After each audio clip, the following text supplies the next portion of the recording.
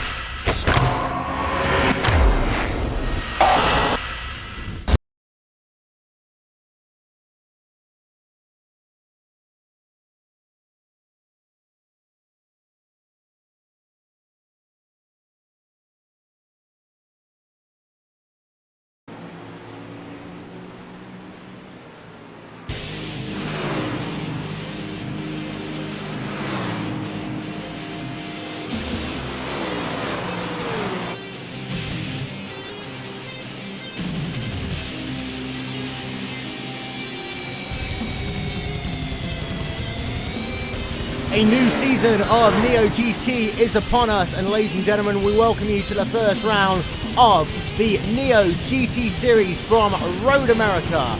Will Vinson along with Jake Cameron and Oscar Hardwick. Qualifying is going on right now in the Pro class, and there is over 50 drivers who are making that trip to the greatest challenge in all of North American road racing. Today we're going to have two classes of drivers. We've got the Pro drivers and the AM drivers, which in themselves form a team championship. Take one Pro driver, take one AM driver, merge them together, and whoever gets the most points over the next 3 races will be tasked as the Neo GT champions. Oscar, I'm going to come to you first. It's a great new format for the Neo GT series, and we're going to be looking forward to a great race over the next 2.5 hours today. It is indeed, and whilst these GT cars obviously effectively the same class in their specs, so you're not going to have the different classes catching each other, lapping, that element's taken away this time around with the Neo GT series, now crowned used to be Endurance series. It's going to be fantastic to watch. Qualifying at the moment incredibly close, less than a 10th in it, well, in fact just about a 10th in it for the top 3, but everyone within the same second all the way back down to 17th.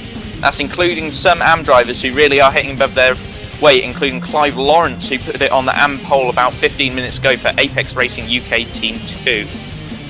And there's about 3 minutes and 25 seconds left of qualifying for the Pro AM class before drivers go over to their briefing. Don't forget, ladies and gentlemen, you can follow us on Twitter or RaceLong by following us at RaceSpotTV. You can also use the hashtag NeoEndurance to stay with us as well. Don't forget also, you can do enhanced live timing and team scoring by heading over to live.neo-endurance.com. Now, Jake, what's keeping your eye right now on qualifying? Definitely this battle for the top 5 in the qualifying positions so far. We've got Sebastian Job, Mark Backham, Gunnar Moore and Blake Townsend. They're all up there within 100th of each other. So that's definitely going to be something to watch in the last 3 minutes of qualifying to see who can actually take that pole position and if them drivers can improve. And I'd say just about 2.5 minutes left now on the clock. In fact, we're going to show you briefly Anders Dahl in the wide car, because he's one of these drivers that always seems to do well in GT racing, Oscar. Yeah, he is. And another thing worth pointing out, and some would consider this brave at the moment, out in the McLaren, currently fastest McLaren qualified, and extremely close to the BMWs that some might say have a little bit more straight line speed and straight line performance, and at a power track like Road America, to get that McLaren as close as he has done, very impressive. The same can be said for our current 7th place man, Stefan Museler. I'm pretty sure I've just mullered that name, in the roof. Top qualifier in that car at the moment. So a predominantly BMW field, but these guys out there in the other cars really taking the fight to him at the moment. And one thing new for the Neo Endurance Series of this year as well is you'll be able to see stickers on the side of the cars. We're showing it right now on Anders Dahl car. You've got the car number and then an orange sticker for the pro drivers. You've got the AM drivers with their own stickers as well. It's going to make our lives a little bit useful during the course of today's race. Good job there by the Neo guys, getting everything sorted out in the graphical department, Oscar. Yeah, fantastic to get a nice number plate and colour system out. Exactly the same as you have out in the real world of racing.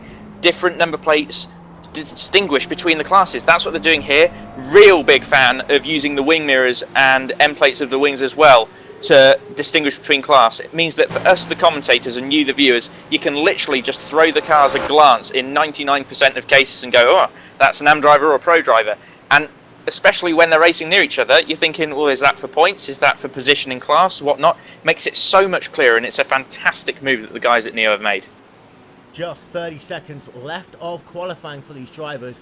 And Jake, it's that time. If these guys have got a lap, they've got to do it now. But the pressure must be on some of these guys right now. Yeah, some drivers have crumpled under the pressure, but one guy really coping with the pressure. He was in P5, now up to that pole position. Blake Townsend, as I mentioned earlier, it'd be really close up top, and he's done a 2-minute 5.155. So he's taken that pole position by about 0.4 of a second. So that pressure definitely not coming off on him. But some of the drivers looking down the field, amateur drivers, they may feel the pressure a lot more, thinking that their pro driver is going to be out in front. Maybe he's the best in their class, you don't know. But they're going to have a lot of pressure on them to perform and hopefully make the progression to pro class next season. Indeed so. And the way the rules work, Oscar, is that drivers have, based upon their I rating, the same way that I racing differentiates drivers and put them into splits, the same is done here. The drivers over a certain rating, regardless of whether that rating right now cannot be classified as an AM driver. We've already had a story of that coming into this weekend, which caused a little bit of controversy. Yeah, indeed, and I believe that controversy, if you want to call it as such, revolved around Rasmus Lawson of iRacingDenmark.dk number 2, who was entered into the series as a AM driver, as his I rating was under 3,000, but upon looking further, it was found that in the past he had an I rating of over 3,000. So it's not based on what your I rating is at this time of the day, it's a generalisation. If you've ever had the ability to push yourself above that threshold of 3,000, then you are considered a pro driver. And that in itself is a very good rule. It makes the pro class at the very least exactly what it says on the tin. You are only putting drivers in it that have got that level of ability. The AM class, full of some people coming through. Look at the moment in qualifying, and like I say, you've got Clive Lawrence on the AM pole. That's 11th overall. That's well into the top half of the pro field. So these people coming through with their I rating that are maybe a bit new to iRacing. AM class still a bit up and down as to where exactly the pace is meant to be for them, and so you've got a much larger spread. The pro class, however, incredibly close, incredibly good stuff already. A couple of the drivers are still left on the racetrack. And I tell you what, there's been very clean racing here as well. Now, we looked through the Neo Endurance rulebook, and it is historically known as one of the cleanest series on iRacing. And there's a reason for that, because the rulebook is designed to really make these guys think before they make any silly moves. Yeah, the rulebook is definitely a mouthful and definitely a long reading, but in there it covers everything that the iRacing sporting code really doesn't cover, like chatting during races, chatting during qualifying, the gridding up sessions, etc. Also about the penalties and what you can get penalised for and what they admins take for as dangerous driving or deem as unsportsmanlike conduct, say excessive dive bombing or stuff like that, is in the rule books, which I think is really good, and it does bring out the better type of racing, and that is what the viewers and us want to see. So the last couple of cars are still on the racetrack, getting themselves their qualifying laps in the book. Of course, we will run through qualifying once it is complete. For those of you who are just joining us, by the way, with qualifying is split into two separate classes. We had the AM drivers for the first 20 minutes. Now we've got the pro drivers on the racetrack, and it's a good way of doing that one as well, Oscar, because we talked about the nervousness of some of these AM drivers, and having them mixing them up immediately with the pro drivers might have made life difficult, because we have seen somewhere between about 2 to 4 seconds difference between the pro class and the AM class.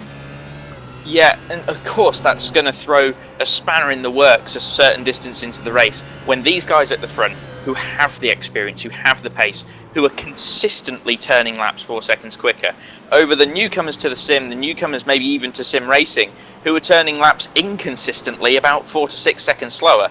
At that point, it becomes a real question of who is able to have that awareness about them. Who's got the relative splits on? Who's paying the most attention? There's going to have to be a lot of give and take when that comes around, because in previous years of Neo, it's been different classes. So when it comes to lapping, it's been a much more said and done thing. Here it's going to be much more gentlemanly conduct, or if we get unfortunate, it might be the other, and we might see people at the front getting taken out by back markers. Of course, that's actually one thing that's really important to talk about here, because whilst previous Neo Endurance Series races were multi-class, this is single class but with 3 different cars. We've got ourselves the BMW Z3, we've got ourselves the Rough RT12, and also the McLaren MP4 GT3 machine. Now, these 3 cars, they are balanced overall, but the balance kind of swings depending on where you are on the racetrack. In a straight line, one car might be faster, Jake. In the corners, it's going to be another car. Yeah, these cars, they all vary a lot, especially from the BMW, the newer car. I think it has more of a mix of the Rough and the McLaren in it, because it's got really good exit speed, but it also has a good top end speed like the McLaren. But the Rough has the advantage going into the bend, has a lot better traction through the corner, but it just doesn't have that acceleration speed. And as I said about the McLaren, that just has the real big top end speed. So you're going to be looking for the moves down into Canada corner. When drivers in the McLarens come through that kink, they're going to be at their top end speed. They're going to be going quicker, especially in the draft, than the BMW and the Rough. So that could make some real interesting overtakes into Canada corner going up to Bill Mitchell Bend. So that is something we'll have to watch through this one as well. Fascinating race that we're looking forward to here. Say 4 minutes left on the play clock overall. Oscar, there's a lot of teams involved in this race, but who do you think's got the edge in this first event so far? Well, despite the fact that they've not put it on poll come the end of the session, well, in fact they have, I'm talking through my teeth incorrectly there. Blake Town, of course, is a Radicals driver. You've got to put a certain amount of money on their pro package at the moment. The drivers are strong. They're first and third in pro qualifying. Fantastic effort, incredibly close together. And I can't imagine that they can't put it together. Radicals have been around for ages and they've always been good at this sort of thing. I can see them doing the same today. And then looking back to AM, I mean, Clive Lawrence in the Apex Racing UK Team 2 car, without mistakes, the gap that he's got back to the rest of the AM field, I can't put money on anyone but him. And let's be honest as well, when you talk about Blake Townend, not only is he an established TT driver, he's been a former World Championship Series driver as well. He retired from competition actually about a year ago after the VIR race of the 2013 campaign. However, he has stuck along with GT Racing, and let's not forget he was a really top runner in the RaceSpotTV Grand Am Premier Series that was on our good friends Glacier TV about 2 years ago now. So Blake Townend, one of the most rounded drivers on the iRacing service, sponsored by Steel Series. Expect to see a lot of good from them here today, Jake. Yeah, definitely there is some real good competition for him though. You look through the field and we see the Apex team of Lee Thompson. You also see Jesper Pedersen in there. So there is some real good competition from the other well-established, well-known teams. We also see some outsider teams like the Radical Racing UK, their entries. Andy Dalton, he's not one of the most experienced, but I've seen him race in the UK&I oval section and also Fury Road, and he has got good pace. So if he can bring that over to the Neo GT, he may be able to give some of them pro drivers a run. But his qualifying time at the moment, not really doing the best for him. So he's all the way down in P43, and that is below some of the AM drivers. So he's definitely struggling at the moment. But as Oscar said, the Apex Racing teams really have a strong field, and I think they're going to take a big charge to the Radical Steel Series teams. Yeah, really, really looking forward to this event. We are just going to step aside for 1 moment's time, then we'll be back with the full grid and so much more from this event. You are, ladies and gentlemen, watching the Neo Endurance GT Series here exclusively live on RaceSpotTV.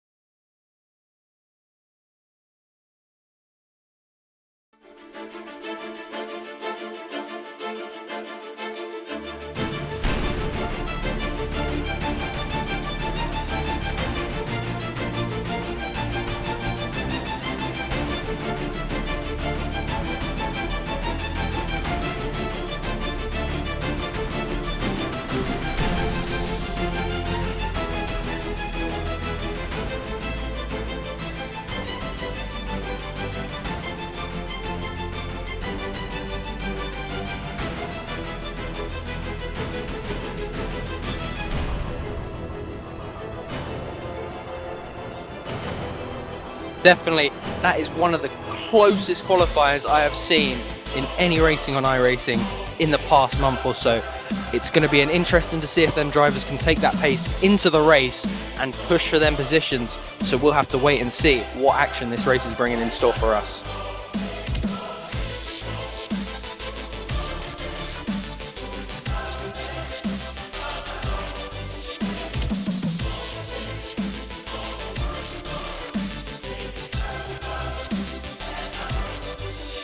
I think the outside competitor of the Apex Racing amateur driver of Clive Lawrence, I think he's got a really, really good chance of maybe getting a position, maybe beating some of them AM drivers, pro drivers, sorry, and maybe trying to progress through the field. As I said, it would be interesting to see if he can make that the pro class next year.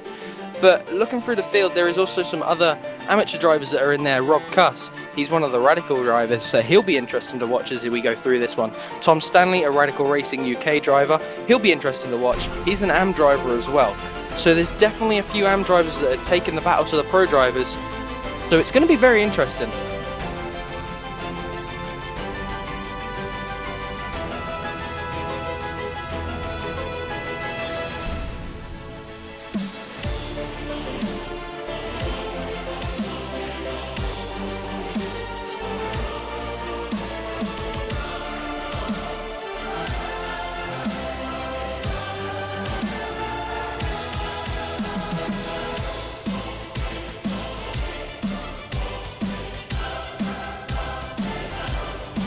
So then, ladies and gentlemen, this is the rest of your grid. And don't forget, enhanced live timing and team scorings are available by heading over to live.neo-endurance.com for all your latest timing, scoring and enhanced team standings to keep in touch with your favourite team over the course of this event.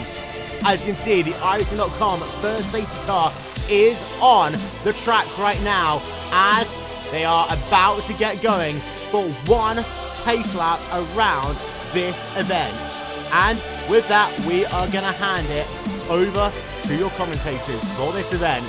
Ladies and gentlemen, it's the good friends of Jake Cameron and Oscar Hardwick. Guys, take it away. Well, Oscar, this one looking very entertaining. Who's your money on? Like I said in that little pre-race stuff that we had going on there, I've got to say I like Blake Townend for the win here. We know how consistent he can be. We know how quick he can be, and I can't knock the experience. And although I've not personally heard that much about him, Clive Lawrence in that Apex Racing UK Team 2 AM car, I mean, that was a very impressive qualifying effort, nearly sticking it in the top 10 overall. So AM class got to absolutely hand it on the plate to him. It's literally down to mistakes that it could be handed to someone else in that grid. Yeah, definitely this grid looking very interesting as we see the drivers make their way through turn 2.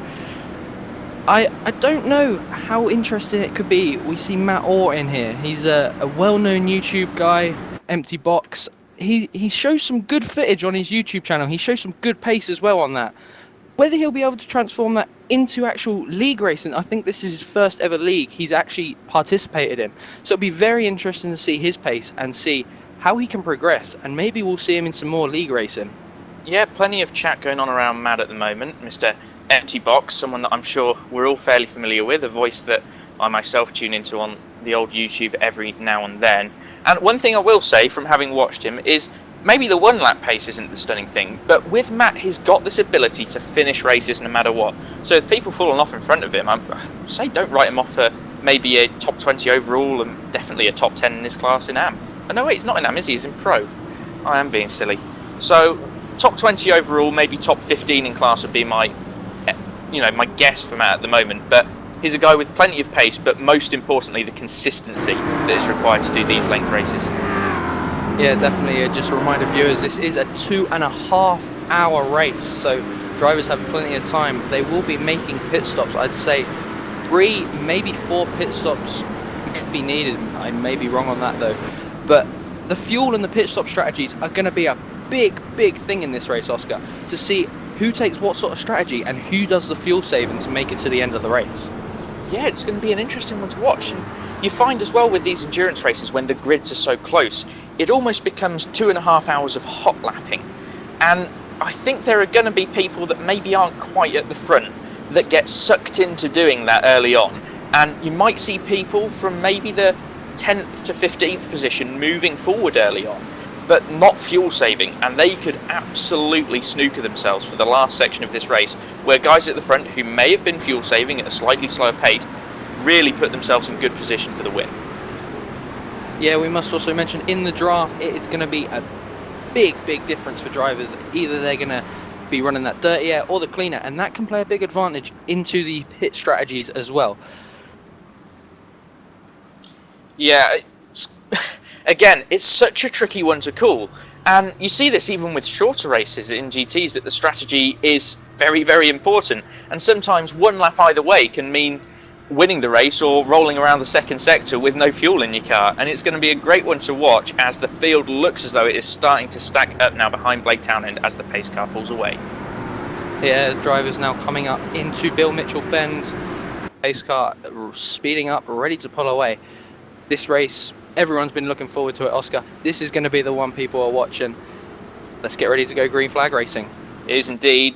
Neo Endurance Series this season running with a GT class made up of Pro and Am drivers. Blake Townend looks as though he has hit the gas pedal, flying away. Good start there. And we've got Sebastian Job moving in front of Matt Gunn to cover that gap there. Drivers coming down this home straight. It's probably one of the longer home straights these drivers will take to, everyone making it through turn 1. That has got the uphill into it though, and then downhill section. Drivers are reminded as well on the pit exit to stay to the right hand side, because that is a very narrow pit exit for drivers who are coming out as they now file through turn 2 very well. No action going on yet.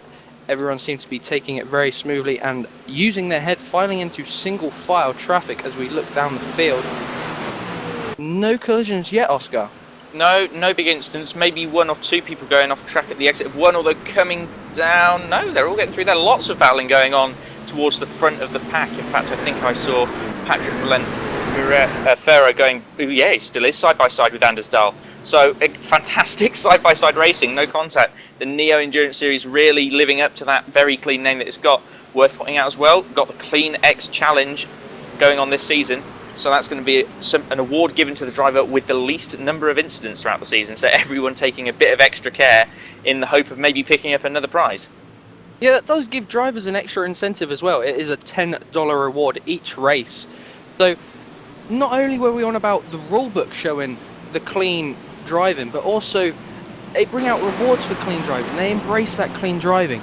And we've seen that so far on the first opening lap.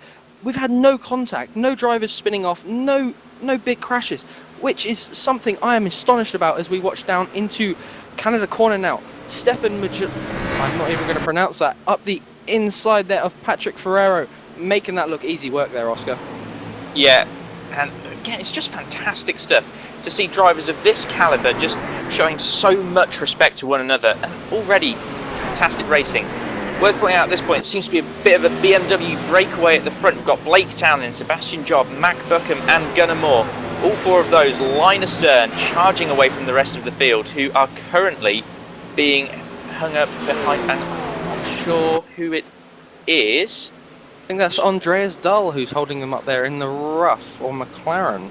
Anders is in the McLaren, he's a few behind, but you're quite right, it was the roof that was causing some issues, and that is Stefan Museler who was doing that, but it looks as though he's now been had by Gunnar Moore, who has moved up into what will be the 5th position. Maxim Ramstein, in fact, is in the 4th position with that breakaway pack. I'm just looking through the field now and seeing that we've lost Clive Lawrence, I think. Or has he started from pit road? Can't seem to find him on my list when searching through, so that's something we're going to have to investigate and get confirmation on whether he has retired from this race or did not start. As drivers now come under the Sargento Bridge, Blake Townend still leading your race from Mac Backham. That field of 4 definitely starting to pull a big gap from the rest of the field. But Blake Townend also pulling a gap from Mac Backham, his teammate. Yeah, and that's what I was thinking pre-race. And indeed, there we have it. Clive Lawrence has timed out from this race. That is a horrible way to go after such a promising qualifying. But, yeah, as I said prior to the race going on, these Radicals guys really seem to have stuff under control at the moment. And is it Blake pulling away or is it Mac Backham pulling away? I think it's Mac Backham at the front at the moment. Yes, it is, Oscar. Yeah, Backham has actually, my corrections, he has actually managed to get past Townsend and taken the lead. So, Townsend looking not very sturdy on the first couple of laps. He has dropped off of his pace. We look at his last lap time through, and it was a 2:10 where his teammate had run a 2:9. So, definitely a big difference as they come over the start-finish line. We'll see what lap times they have done on this second lap. Backham in there with a 2:06 and Townsend 2:07.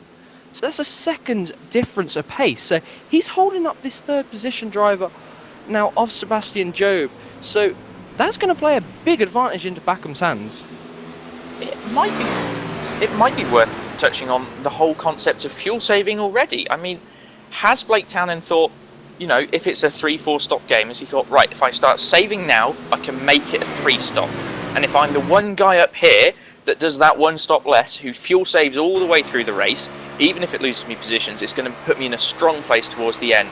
Mac Backham, on the other hand, might be getting the foot down and trying to pull away, although as I say that, it looks as though Blake Townend really pulled back some through the first sector. Drivers all now single file. They're filing out through this grid. We still had no incidents, which I am astonished of. A 49 car field, and we have not had one single car off the track or spun around or one collision. I am absolutely astonished of the clean driving so far in this event, Oscar. It's been fantastic. It's something that you very rarely see in sim racing because people think, well, it's not a real car and just crash into each other because the fallout's not going to be that bad at the end of the day. But these guys really doing a professional job at the moment. Only real issue we've had is Clive Lawrence losing connection to the server, and then a few guys that didn't make qualifying who are running around at the back, including, I think, the likes of Ryan Littlemore and Randolph Chenuth, who have both started from the pit lane in this one. I think Randolph actually turned up to the race late, and that's why he is running around at the back. Yeah, Randy probably oversleeping as He was with us last night late up watching the IndyCar race, so definitely a disadvantage for him for the start of this season, starting from the back. He would have been able to challenge up in that front section of the field, I think. He has got really good pace in the GT cars, so that's going to be an unfortunate start to the season. But as we see Mac Backham now extend that lead to a second gap, he is absolutely flying. Townsend must be doing some sort of fuel saving, or he's just not got that race pace, Oscar.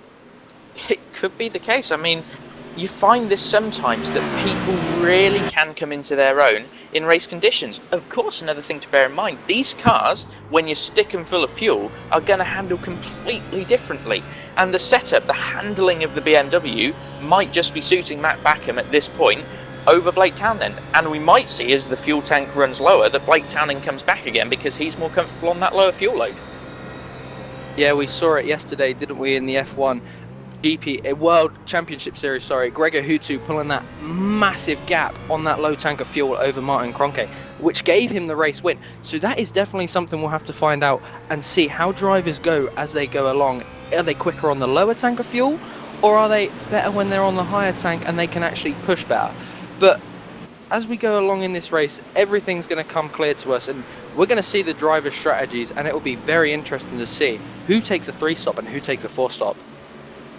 Yeah, at this stage it's almost impossible to call as a commentator. I mean, we're not in the teams, we're not in the cars, we can't see how the fuel situation is progressing. We don't know who's been more effective, maybe saving even on the formation lap. Road America is a long track, and you could gain as much as, say, a quarter, maybe even half a lap's worth of fuel by driving a conservative pace lap behind that safety car at the beginning. So there's so many variables to consider, and that's what, if anything, becomes the appeal of endurance racing and GT racing, is that tactical element that seems to be so much more in depth when you extend the distance of the races, and that's something that these guys within their teams, within themselves, are currently having to deal with. Yeah, we've definitely seen an increase in the GT series after the release of the BMW. That the GT3 series, B-Class series, has definitely gone from about 20 cars now up to about 50-60 cars a race, which is incredible numbers for iRacing. I think they're definitely planning on bringing out more GT3 cars to add along with the current ones we have, which will be interesting to see what they bring along. And there is a lot of speculation about some cars, Oscar, but what was the one you'd like to see? Ooh, and I think we're being told about some action going on the track, so we'll come back to that when the action quietens down. And it's Jonathan Fuller who's getting stuck in at the moment, with Matt Orr in front. So he's just made the pass on Marcel Langner, is what we've been informed of. So Jonathan Fuller, another guy doing good in the McLaren today. Again, they sort of seem like a rare breed out on track. The BMW, of course, being the new car, is going to be the favoured one. It's the one that everyone's bought recently and everyone's sunk hours into. So the setup repository on the new updates is just going to be that bit more broad. Yeah, Matt Orr now coming up into, I think that's turn number 6 there. He's up the inside. He's really good room there. Really good room there from Fuller, leaving that gap for Matt Orr to pass. He's making that look a breeze. Definitely coming back. As we said, the BMW has the advantage over the McLaren on the entry to the bends and the exit of the bends. So he's now going to be able to pull away until we get to the kink, though. That's where the McLaren will have the advantage on the top end speed, Oscar.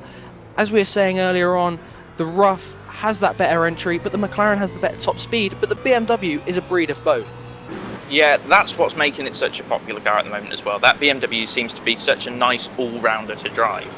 It's not necessarily as twitchy because of the orientation of where the engine is and whatnot, and again, it's got decent acceleration, decent top speed. You come off a small corner with that Beamer and you go fly away from the McLaren. You do need a straight as long as the ones that we have here at Road America for the McLaren to start coming back. And you said Matt Orr had passed Jonathan Fuller. It was in fact Magnus Waitson, who I believe is the AM teammate of our current leading McLaren of Anders Dahl. Yeah, that is true. Matt Orr, though, fighting really hard back there with Jonathan Fuller.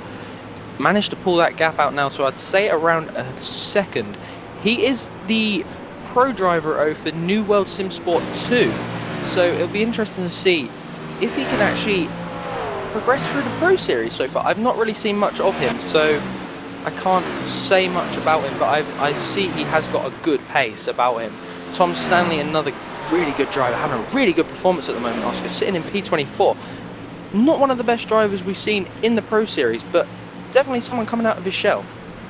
Yeah, and again, it's strange to say 24 is a good position, but the number of cars you have on track at the moment, running 24 is pretty strong, and it puts you in a good position to be making up places later on if you run the strategy correctly.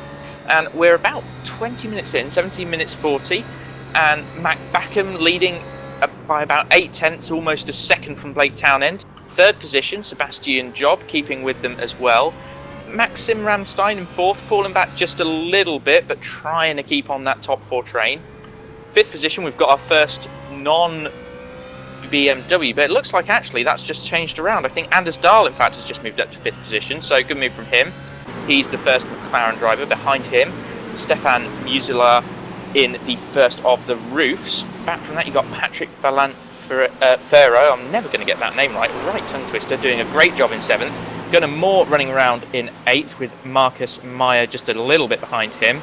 And then heading up a nice little pack of cars, a big old, it looks like 6 or so car battle for 10th at the moment, is Mike Thiessen. Yeah, definitely a really interesting top 10 as you just said there. It's leading. There's a very low, big packs as we look through the field. We have a pack from 4th position, or should I say 1st position to 4th position, 5th to 9th are then in a pack, and then 10th all the way down to 15th are all in one pack. So this is some really interesting and really good racing we've seen so far, Oscar. And we've been spoilt so far, and this is just a big treat as we're now watching Nick Thiessen go into Steve Hobbs into turn 1. He pulls to the inside. Will he make that work going into turn 1? No, he hasn't. He hasn't got the top end speed as we see a backmarker car there. Yeah, I'm not sure who that backmarker is, but a difficult place to get caught up there. Did a good job keeping it right to the inside and hasn't really impeded either of the drivers that were going through, and maybe this will give Nick Thiessen the chance to have a look going down towards the hairpin at the bottom of the straight. We must mention as well, the wind conditions, they are on realistic weather, so iRacing realistic weather is showing a big advantage to some drivers, obviously practicing on that, so it makes it easier for them to set their setups up and obviously practice. But the realistic weather, I'm not really a big fan of it, Oscar. Are you really? You can't really get the predicament of it. It's definitely something that's worth having. When you talk about a racing sim, you're talking about simulating every aspect of racing. And when you go to a real racing event or drive a car yourself, wind is a factor, temperature is a massive factor, something that's not been brought in before. It's been really interesting actually to go into races recently where you've been on a cold track and suddenly the grip levels are down by huge amounts and you never could have expected. You've got to completely adjust the setup, your driving style. Fantastic stuff to watch as Nick Thiessen once again has a cheeky little look coming towards the king on Steve Hobbs. But personally, I'm a fan of the realistic weather. I think the more that iRacing can bring to the sim to make it a sim, worth doing, definitely. Yeah, definitely. The more they bring in, the more people it's going to bring into the service, as we've already got over 50,000 people on the sim, which is incredible numbers for just 5 years, really. Looking through the field, though, Oscar, there is some definite strange names that we see up in that top 10, top 15 positions. Obviously, we lost early on our 11th place qualifying driver of Clive Lawrence. Very unlucky. He's now running a lap down in P49. So it'll be interesting to see if he can get himself that lap back and then maybe push to above some of his AM drivers and get some points for his team. Randy Shenworth, another driver who joined in late, running down in P46. Not really the best start for him. He would have wanted a better one, and he'd have wanted to be starting from the grid. Drivers obviously not making qualifying, did have to start from pit road, so that gave them a real big disadvantage, especially some of them not even having practice and joining at the last minute during the briefing.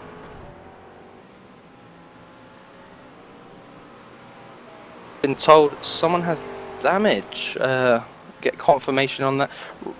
Sorry, Randy Shenworth, who we're talking about, has damage. He's obviously gone off into the wall or something. That is the first accident we have actually seen happen during this race. So definitely the race is still being very clean as we're now just 20 minutes into this race. Still another 2 hours and 10 minutes remaining. long race for some of the drivers as Mac Backham still leads the field from a second from Blake Townsend. Huge battle going on for 6th at the moment. Anders Dahl's just pushed his way past, who was that? He got past Stefan to move himself into 5th, and Stefan in that roof looking to make a bit of a train at the moment. Lots of dicing going on there. They were going too wide for a good quantity of that first sector. Further back, whilst we are looking towards the damaged guys at the back and people that have gone a lap down, Nick Thiessen finally made that move past Steve Hobbs to move himself up into 14th and has already got himself onto the back of 13th position man Robert Podgorny. Yeah, brilliant battle though here going on for the 5th position between Dahl, Moore, Ferreira and Mushla. Really big battle going on here. Dahl seemed to have pulled the gap though from the trailing cars, but they're all still really fighting as they get into the draft now, coming onto the home straight. Remember, up that hill, so the BMWs will have that advantage over the rough of Andreas Dahl. Seems to be struggling after his really good qualifying in 6th. Yeah, Anders Dahl not in the roof. Anders Dahl's the guy at the front in the McLaren. Stefan Museler in the roof, like you say, seems to be struggling a little bit at the moment. And, I mean, if anything, the roof changes the most over a stint. I mean, it's got the most extreme positioning of the engine and the most extreme positioning of the fuel tank, so that thing's balance is changing all the time. A real one to work around the track, but you've got to hand it to Stefan. He's doing a good job, and to still be running in 6th where he managed to very impressively qualify the thing, fantastic job. Actually, it was 7th, I think he qualified it. Definitely drivers making some really good racing for our benefit at the moment though, Oscar. We see Michael Storm, really good charge from the back of the field. He started P23.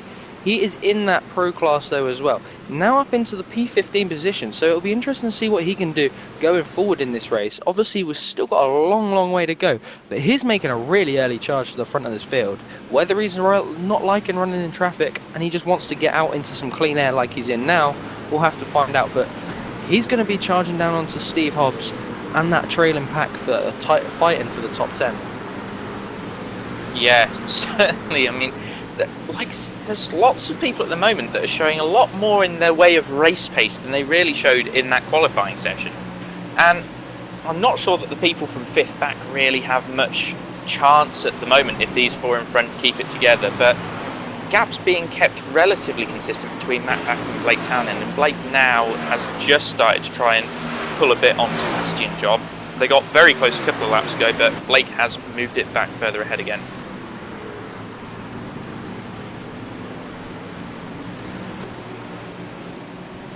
We're just getting word there of some side-by-side racing actually. I can't seem to find it on my viewing though, so I think it was for the 15th or 14th area position. I think that was of Steve Hobbs and Michael Storm.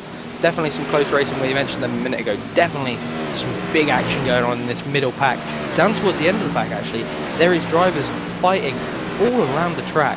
No one's actually racing on their own, Oscar, really, which is quite surprising. I thought we'd seen the field spread out within the first 2 or 3 laps. Yeah, and looking actually back to 22nd position, bit of an AM class battle going on now. Matt Orr looking to make a move for 23rd on Marek Glab, both of those in the draft of, who is that? Marek Glab is who they're in the draft of, made a move on Tom Stanley rather, going into turn 1.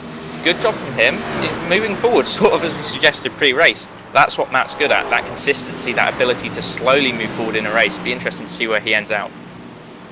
Yeah, very interesting to see us.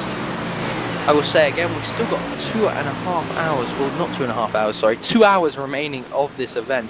So drivers will see them start coming down pit road, I'd say at the 45, maybe 50-minute mark.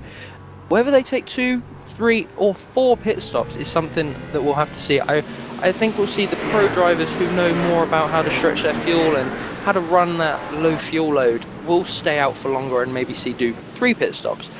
But if we see the amateur drivers, I think they could be going for 4 pit stops, as we see Matt Orr now going side by side, coming into the carousel. What did I say? That's not the carousel, that's turn number 6, then the carousel under the Speedville Bridge. Not managing to make that pass though. So he still sits in P24 behind Tom Stanley, or should I say Marek Glab actually. So he has made the pass on Tom Stanley.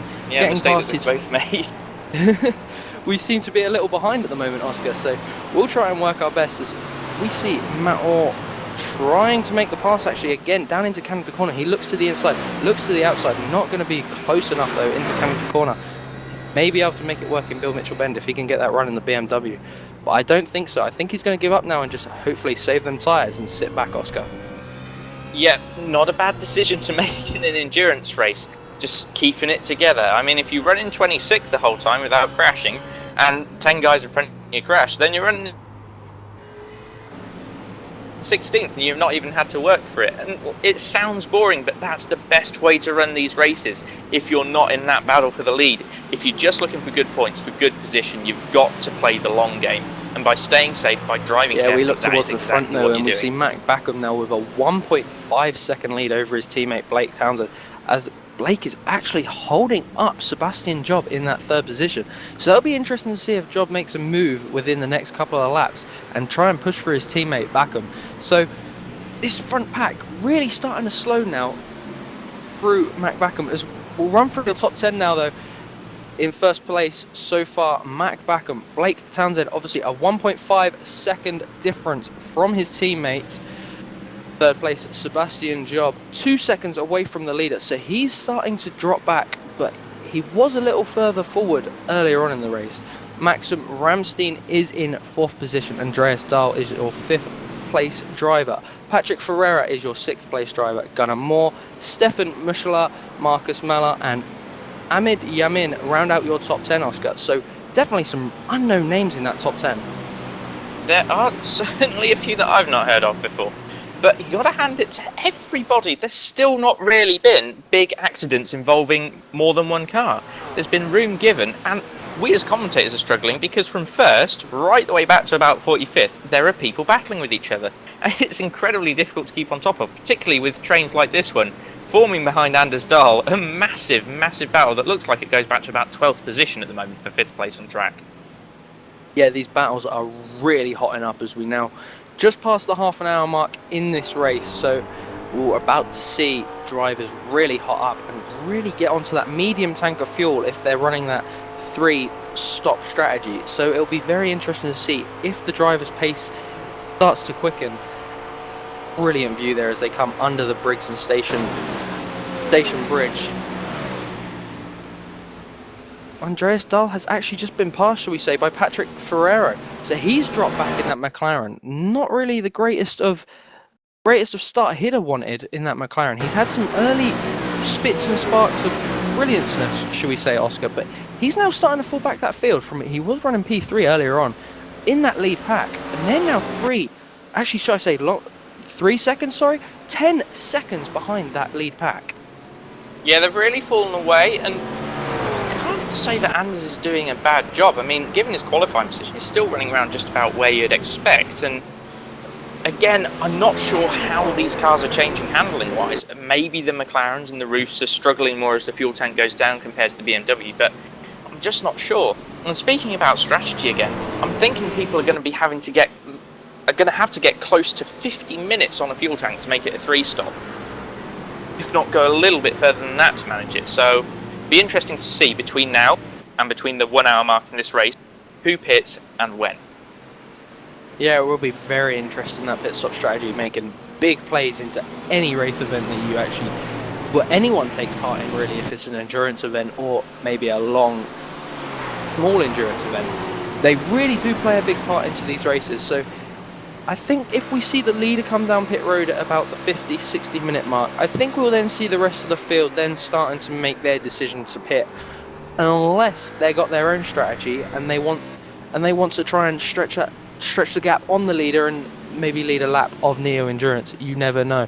So it's definitely going to hot up as we get towards the 50-minute mark, Oscar. It is indeed. And speaking about hotting up, looking back to the AM class leader at the moment, Sean Lees, who has got a Trevor Johnson buffer between himself and Elliot Huffman, who is second in class. But those two running just about as close together as the leaders in Pro. And it'll be interesting again to see, like, you forget about the AM class, they're sort of stuck up in amongst it at the moment at the front of the AM, but they're still running close together and there's still a massive battle going on there for the win. And it's Trevor Johnson that is currently splitting them, the Pro driver for Apex Racing UK Team 3.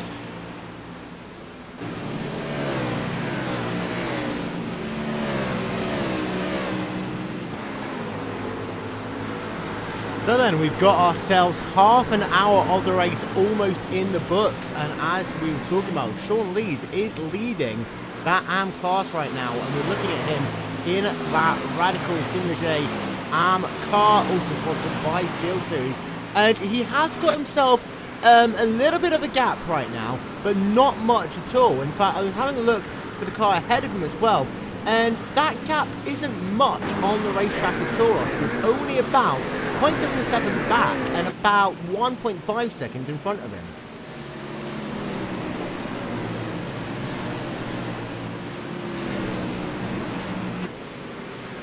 And indeed, right now, Sean Lees continues that charge in the 17th position on the racetrack.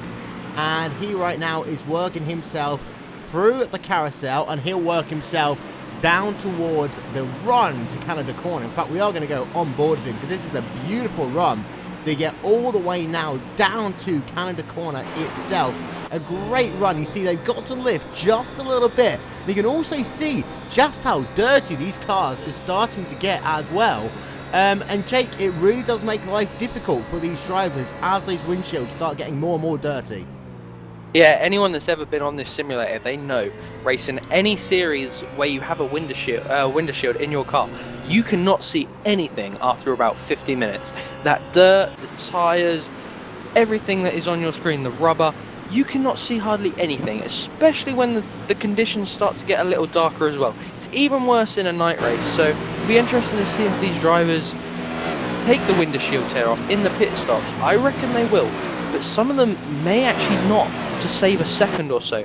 They do take about 1 or 2 seconds to change, so it'll be very interesting to see who wants to take windshield tear-offs and who doesn't. Also, who will take tyres straight off. It'll be interesting to see if they take 2, 4, or maybe no tyres and just some splash of fuel.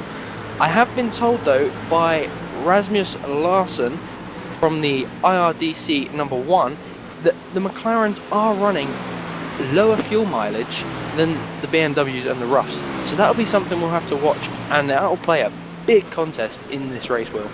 Yep, but no drivers have really made any pit stops to say, you know what, everyone right now that we can tell have not yet made a proper pit stop. There will be 1 or 2, of course, that would have tried to get themselves some damage repaired. And you see there's just 1 or 2 towards the rear of the field who's done so. Apart from that, everyone is still circulating on the racetrack. But let's talk about that guy, Mac Backham.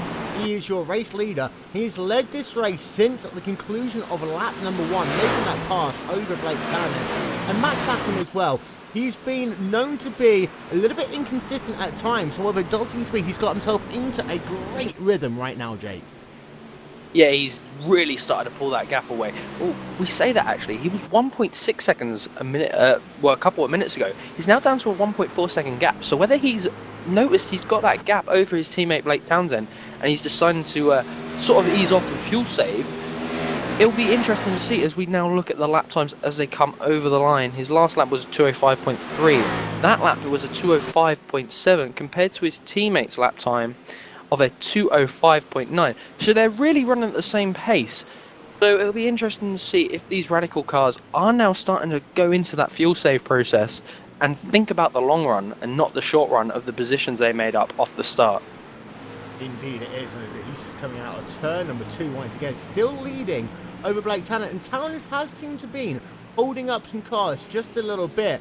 And we'll turn our attention to Townend because the gap's only 0.2 of a second to the car behind him, which is Sebastian Job right now as they come underneath the trees that run down to turn number 5. Job just doesn't have quite enough to get that pass done over Blake Townend yet, but it is mighty close. You can see it on your screen right now just how close that BMW of Sebastian Job is to the rear of Blake Townend right now in that battle for the second position.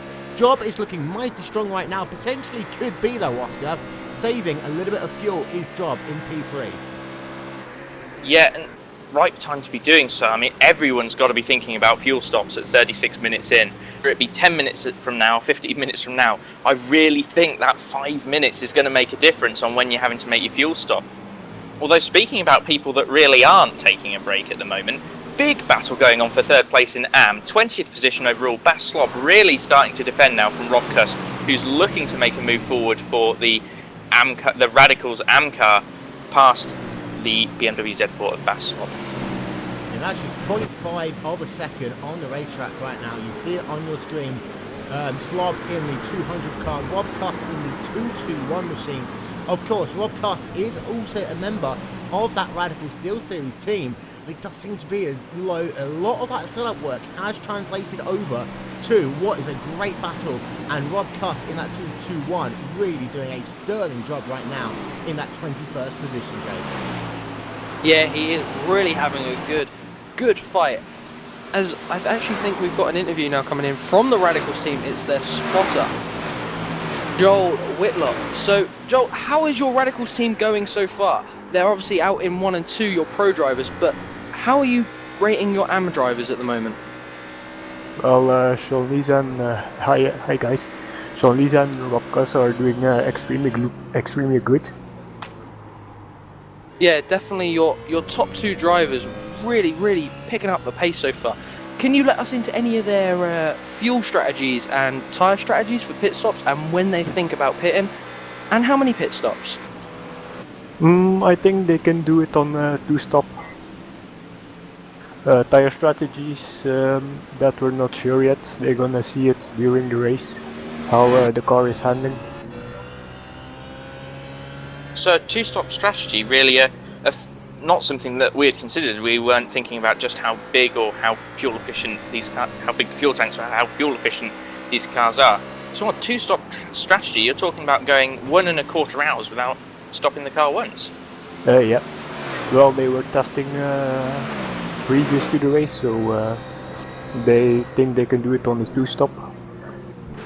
Yeah, well, I think if they're pulling off a 2-stop, and if that 2-stop's marginal, could be looking up even more than it already is for you guys at Radicals. Yeah. Tell you what, we've got a great battle going on between Andy Fuller and Magnus Watterson right now. That gap is just 0.3 of a second on the racetrack, and all over the rear is Andy Fuller in that 125 car, really hounding the pressure now onto Magnus Watterson ahead of him there, Oscar. Yeah, fantastic battle going on. And again, it's the battle that we've been seeing up towards that top 5 sort of area with Anders Dahl all day. The McLaren trying desperately to fend off the charging BMWs. In this instance, Magnus Watterson is that McLaren trying to fend off the BMW. And Andy Fuller seems to be absolutely ragging the thing at the moment, really making a push to try and gain some positions. Great racing going on here, Jake. We're on board with Fuller, and this is the big breaking zone everyone talks about, Canada Corner right now. Yeah, Canada Corner, one of the hardest points of this racetrack, especially if you've got the wind coming from behind you and you're in the draft. You've really got to sort of strategize yourself, should I say, actually. We saw the F1 drivers do it in the WCS the other month. They really had to think about their entry, and these drivers are doing the same thing, really. They're easing off and then they're braking. So before the engine's really coming down from the revs, they're then on the brakes, which then allows them to get the better pull and acceleration from the exit of the bend. And we're just seeing an expert point of that from Jonathan Fuller, as he's now about to come across the line and complete his 17th lap of this race. And now we have got just 1 hour 55 minutes left on the play clock for some of these drivers though. Let's talk about that in more detail, Oscar, because a lot of drivers are used to doing races that last about an hour and a half. However, it's a lot more difficult when all of a sudden you've got to do 2 hours, and then that last half an hour, we've seen it so many times before in the 2.4 hours a Daytona on iRacing, in long endurance events like on Neo, that really sometimes it just becomes really difficult for them. Yeah, it's a difficult task to do. I mean, particularly 2.5 hours. That's more than you would generally ask from a driver in an endurance race doing a stint. Very rarely would you see people go further than that. And actually, speaking of people going further, Sebastian Job has made the move past Blake Townend to move himself up into second. So the Radicals 1-2 broken at last, and Sebastian Job presumably going to be looking about getting his foot down and moving further forward now. Yeah, that's a good one for him. And Job, he's got about 4 tenths per second advantage. One of the things that we will have to keep an eye out on though is just how good that draft is on the Radicals car. Just having a look back from the rear right now of Job's car to Blake Townend. Doesn't seem to be that Townend's gaining anything at all. In fact, Townend is coming under pressure once again from Maxim Ramstein, who scored in the 4th position right now. Yeah, really big battle going on here for the top 3. Matt Backham, though, seems to have pulled away. He's now got a 2-second lead, so he's gone at the moment. So these drivers are left battling for that second position, and that is what they're doing at the moment. Blake Townend, though, he's sort of lost that speed as his tank of fuel has gone down. Whether he's pushed them tyres too hard and overheated them, as we all know on iRacing, the tyres are a big factor to anyone's race, either it be endurance or normal 10-15 lap races. They always play a big part well. So that'll be very interesting to see if he's handled his tyres well, or if he's not. And that was one point that Oscar was making earlier on as well, is that there are times when all of a sudden the balance changes on that car as the fuel load goes down. And let's not forget, when you've got full fuel in these cars, Oscar, it's like you've got someone in the passenger seat. And then as that fuel load goes down, it basically raises the car off the ground a little bit, making the car handle completely differently to how it was when you started to run.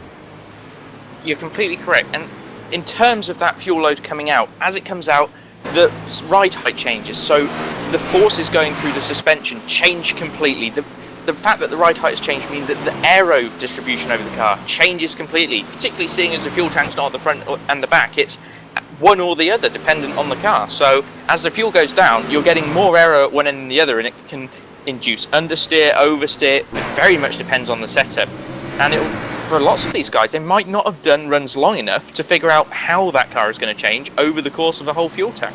It's going to be very interesting to see, and I think that that's what's causing Blake maybe to fall back at the moment. And we see it so often, and of course, don't forget on RaceSpotTV in just 13 days' time, we're going to have the Saturday edition of the 2014 iRacing.com Indianapolis 500.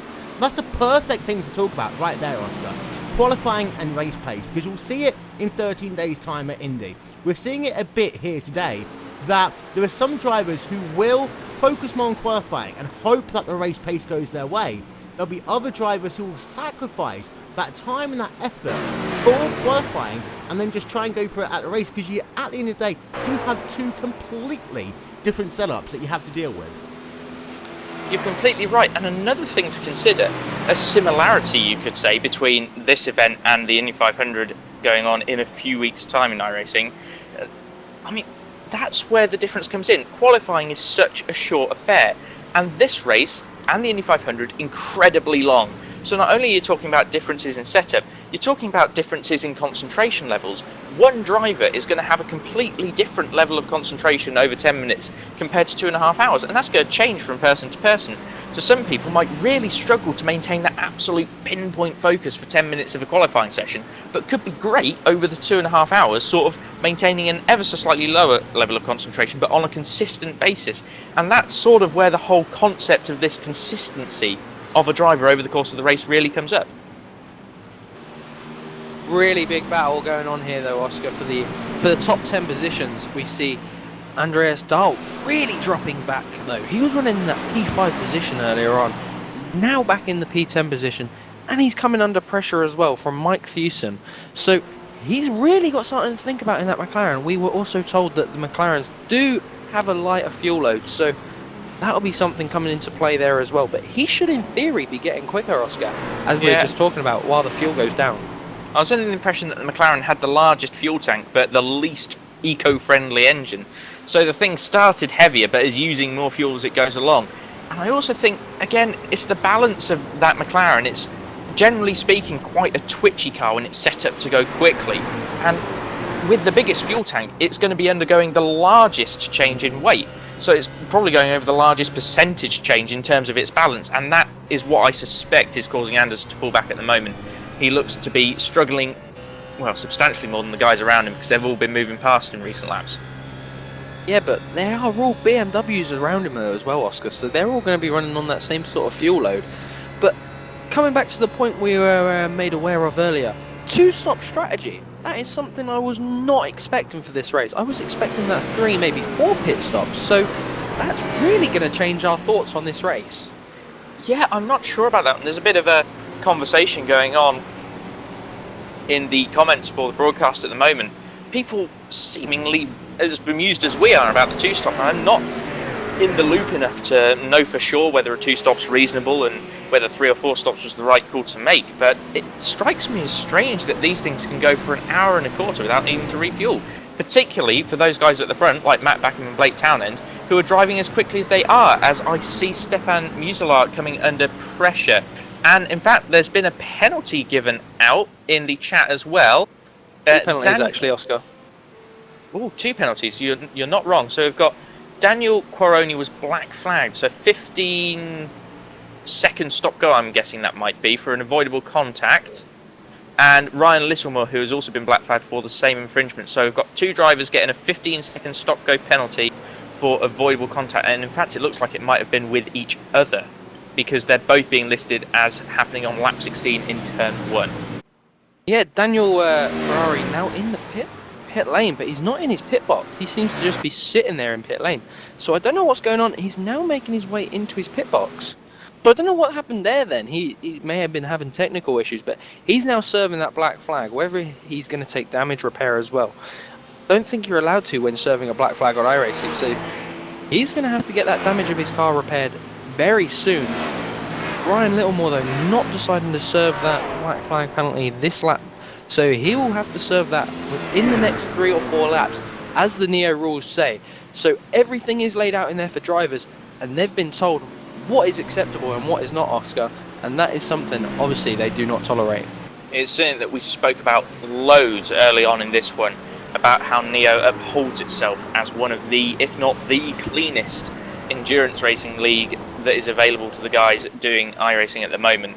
And so it looks as though those two actually had a coming together with each other. And what's happened is, regardless of whether it was a racing incident or not, that was a contact that shouldn't have happened. They have both been given a penalty for it, and I mean, it's a good decision. That sort of thing really makes people think twice about going for moves that they're not going to make. And it adds to the cleanness of the racing, something which on the whole we have seen so far.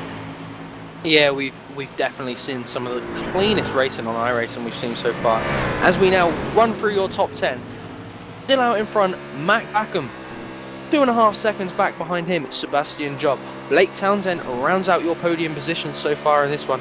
Maxim Ramstein, your 4th position driver. Patrick Ferreira, Gunnar Moore, Marcus Mallara, Stefan Majusla, Ahmed Yamin and Andreas Dahl round out your top 10, as we have confirmation somebody is on pit road. I think it was Ryan Littlemore who's hit pit road to serve his 15-second stop go penalty. So that is their penalties all served, as Daniel, I actually think he's running with a lot of damage there, Oscar, looking at the front end of that car. He seems to have a big chunk taken out of that right front. Yeah, and well, it looks as though he struggled a bit coming off of the previous corner there as well. So damage obviously affecting Daniel Quaroni, and actually I saw quite a bit of damage on the front of Littlemore's car, and I believe on the stream we also saw him have a big sideways moment just after those penalties had been given out. Yeah, so that's going to put other drivers off there as well, making these silly little passes and not using their heads. They've seen that black flags have been given out. That normally is a warning to the rest of the drivers as well, that we will not tolerate this action. And that is what we want to see. We want to see some harsh coming down on drivers to get out the cleanest of races. Yeah, and it was interesting listening to the pre-race briefing, and it was Agil Sandfield who runs quite a lot of the Neo stuff, just saying about how important it was, and that with the penalties they're just going to keep giving them until you got it right. And I think that's actually, it's a stern view to have on it all, but it's a very good view to have, and it's something that really will work quite well, as Blake Townend sounds as though he's hitting some traffic, which indeed he is. It lost him a little bit of time there to Maxim Ramstein. Got a really big pack here though, Oscar, for that P6 position. We have 6 cars actually, all looking for that P6 position that Gunnar Moore is running in. Marcus Mallara, Stefan, I can't pronounce that last name. I'm just Mullering it. Museler. I think that's as close as we're going to get it today. And you said as well about Marcus Meyer. He has been on an absolute charge the last few laps, scything through this little group. And I think at the moment he's got the most pace of anyone there. Although as I say that, Stefan Museler really coming in deep on the brakes in that roof, using that car to the advantages that it has.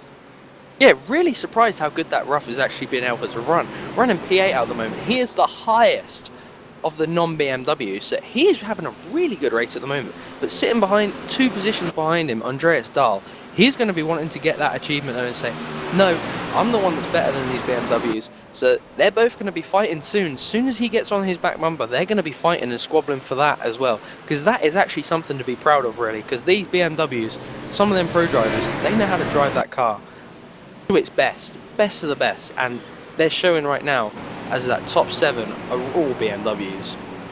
Yeah, and like I said earlier on, given how new the BMW is, it's something that everyone's been having a go at recently. I've had a go at the BMW, I'm sure that you have. And so because everyone's been driving it just to get a feel for the new car, the amount of setup work, the amount of knowledge that's gone into it from the most recent build is much more than has gone into the McLaren and the roof. So if anything, those guys are at a disadvantage on a number of levels, not because of a difference in the cars per se, but in a difference in the popularity of the cars.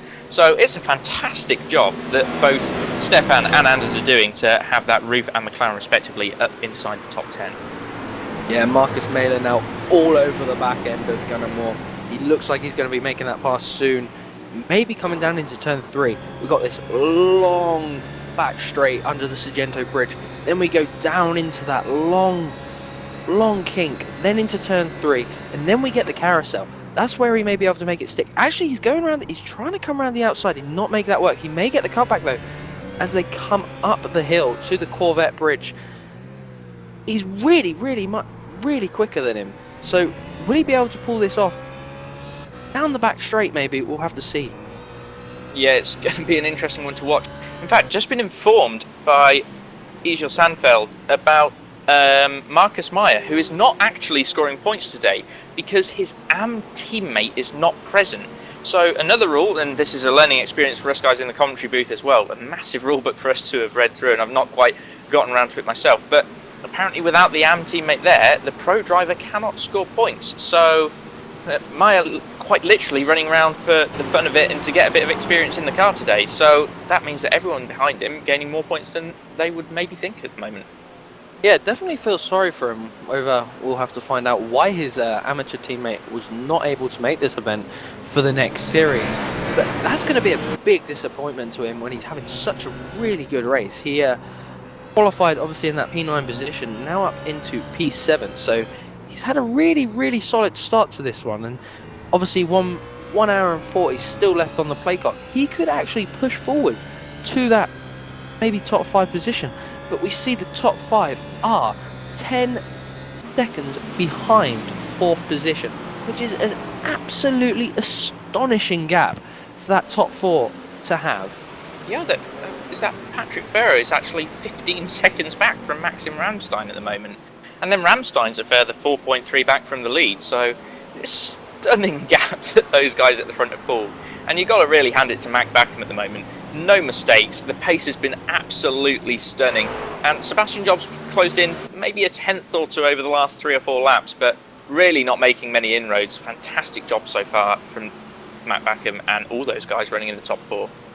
Yeah, we must also mention there is a really big rivalry between them top 3 drivers, obviously the Radical Steel Series racing team and the Apex racing team. They're really competitive to each other, so they're going to be not just gunning for that individual championship, but also the pro championship, which drivers are going to want to be focused on. Really, that team championship also offers a prize reward, so they got to think more than just about themselves. Blake Townend though did sort of allow Sebastian job buys, so that'll be interesting to see if he has anything to give at the end of this race, and with the hour and 30 remaining. Indeed, and just as we speak, Matt Orr has made a move past Elliot Huffman. Huge old train going on behind Matt Orr now. That's P18. It looks like there's about 10 cars all spread out by no more than 0.7 of a second, gunning for each other at the moment there. And Matt Orr, everyone's favourite YouTube broadcaster, seems to be ever so steadily moving forward. And whilst he's not particularly high up in his class, he's certainly doing a fantastic job at the moment. Yeah, definitely. Something we've not really talked about as well, Oscar, is the amateur class. Currently, I think the leader is Trevor Johnson. I'm not too sure on that, but I think he is. It's Sean Lees for Radical Simulate is the leader in AM at the moment, with Elliot Huffman in 2nd position. So yeah, we've not really spoken much about the amateur class so far, but they're really having some good battles. Them two beating actually some of the pro drivers. We see a big off there. Really big off. That is Rob Cuss for the Radical Racing team. He's got that horribly wrong there coming up to Bill Mitchell. Ben got on the grass, got loose, hit the wall. We'll get a replay of that on your screen soon so you can see what happened. But that's put a big twist into his race. He was having a really good race for that Radicals team. Yeah, and I saw his car crabbing about all over the shop coming through the final set. Yeah, he's going to have to. I think there's some fairly substantial suspension damage on that car, and he's going to have to get that seen to straight away. And that's a right problem because Rob Cuss was actually running third in AM, so that's moved Bas Slob back up to third. Those guys, if you remember, having a battle a bit earlier on. Yeah, really do feel sorry for him. He had a really good qualifying session. He qualified in that P20 position, beating some of the pro drivers, as we're saying some of the actual amateur drivers are in the race. So he's going to be disappointed with that. The Radicals team also going to be very disappointed with that because he is the partner, I think, of Mac Backham, who's running in P1. So that's going to set their team championship hopes down a little bit, whereas they could have been leading that team championship if he'd have just run consistently and stayed in that third amateur position. Yeah, I mean, that's pretty much left the doors open for Sean Lees and Blake Townend.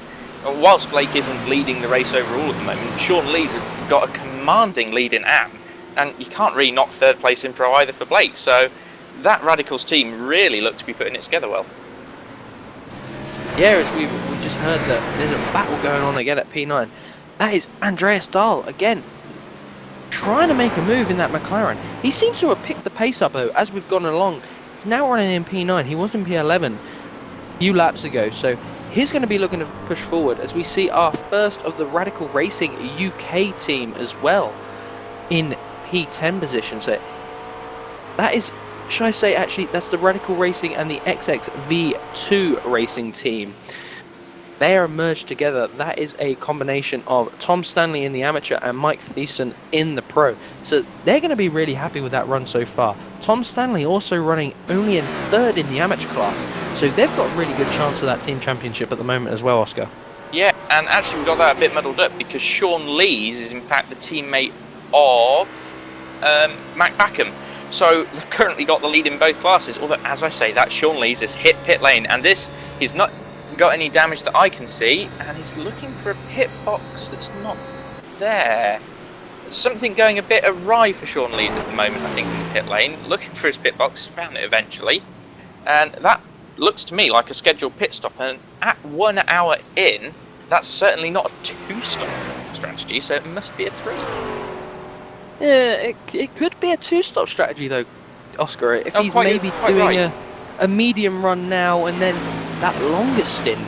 Well, should I say actually no, 2 medium runs, yeah, an hour and half an hour, yeah. So drivers actually may be able to make this on only 1 stop if they are very good at fuel saving, Oscar. If you think about it, they pit at around the 1 hour 25, 1 hour 30 mark. They've only then got an hour to go. So that'll be very interesting to see if any of these drivers actually try and make a 1-stop strategy.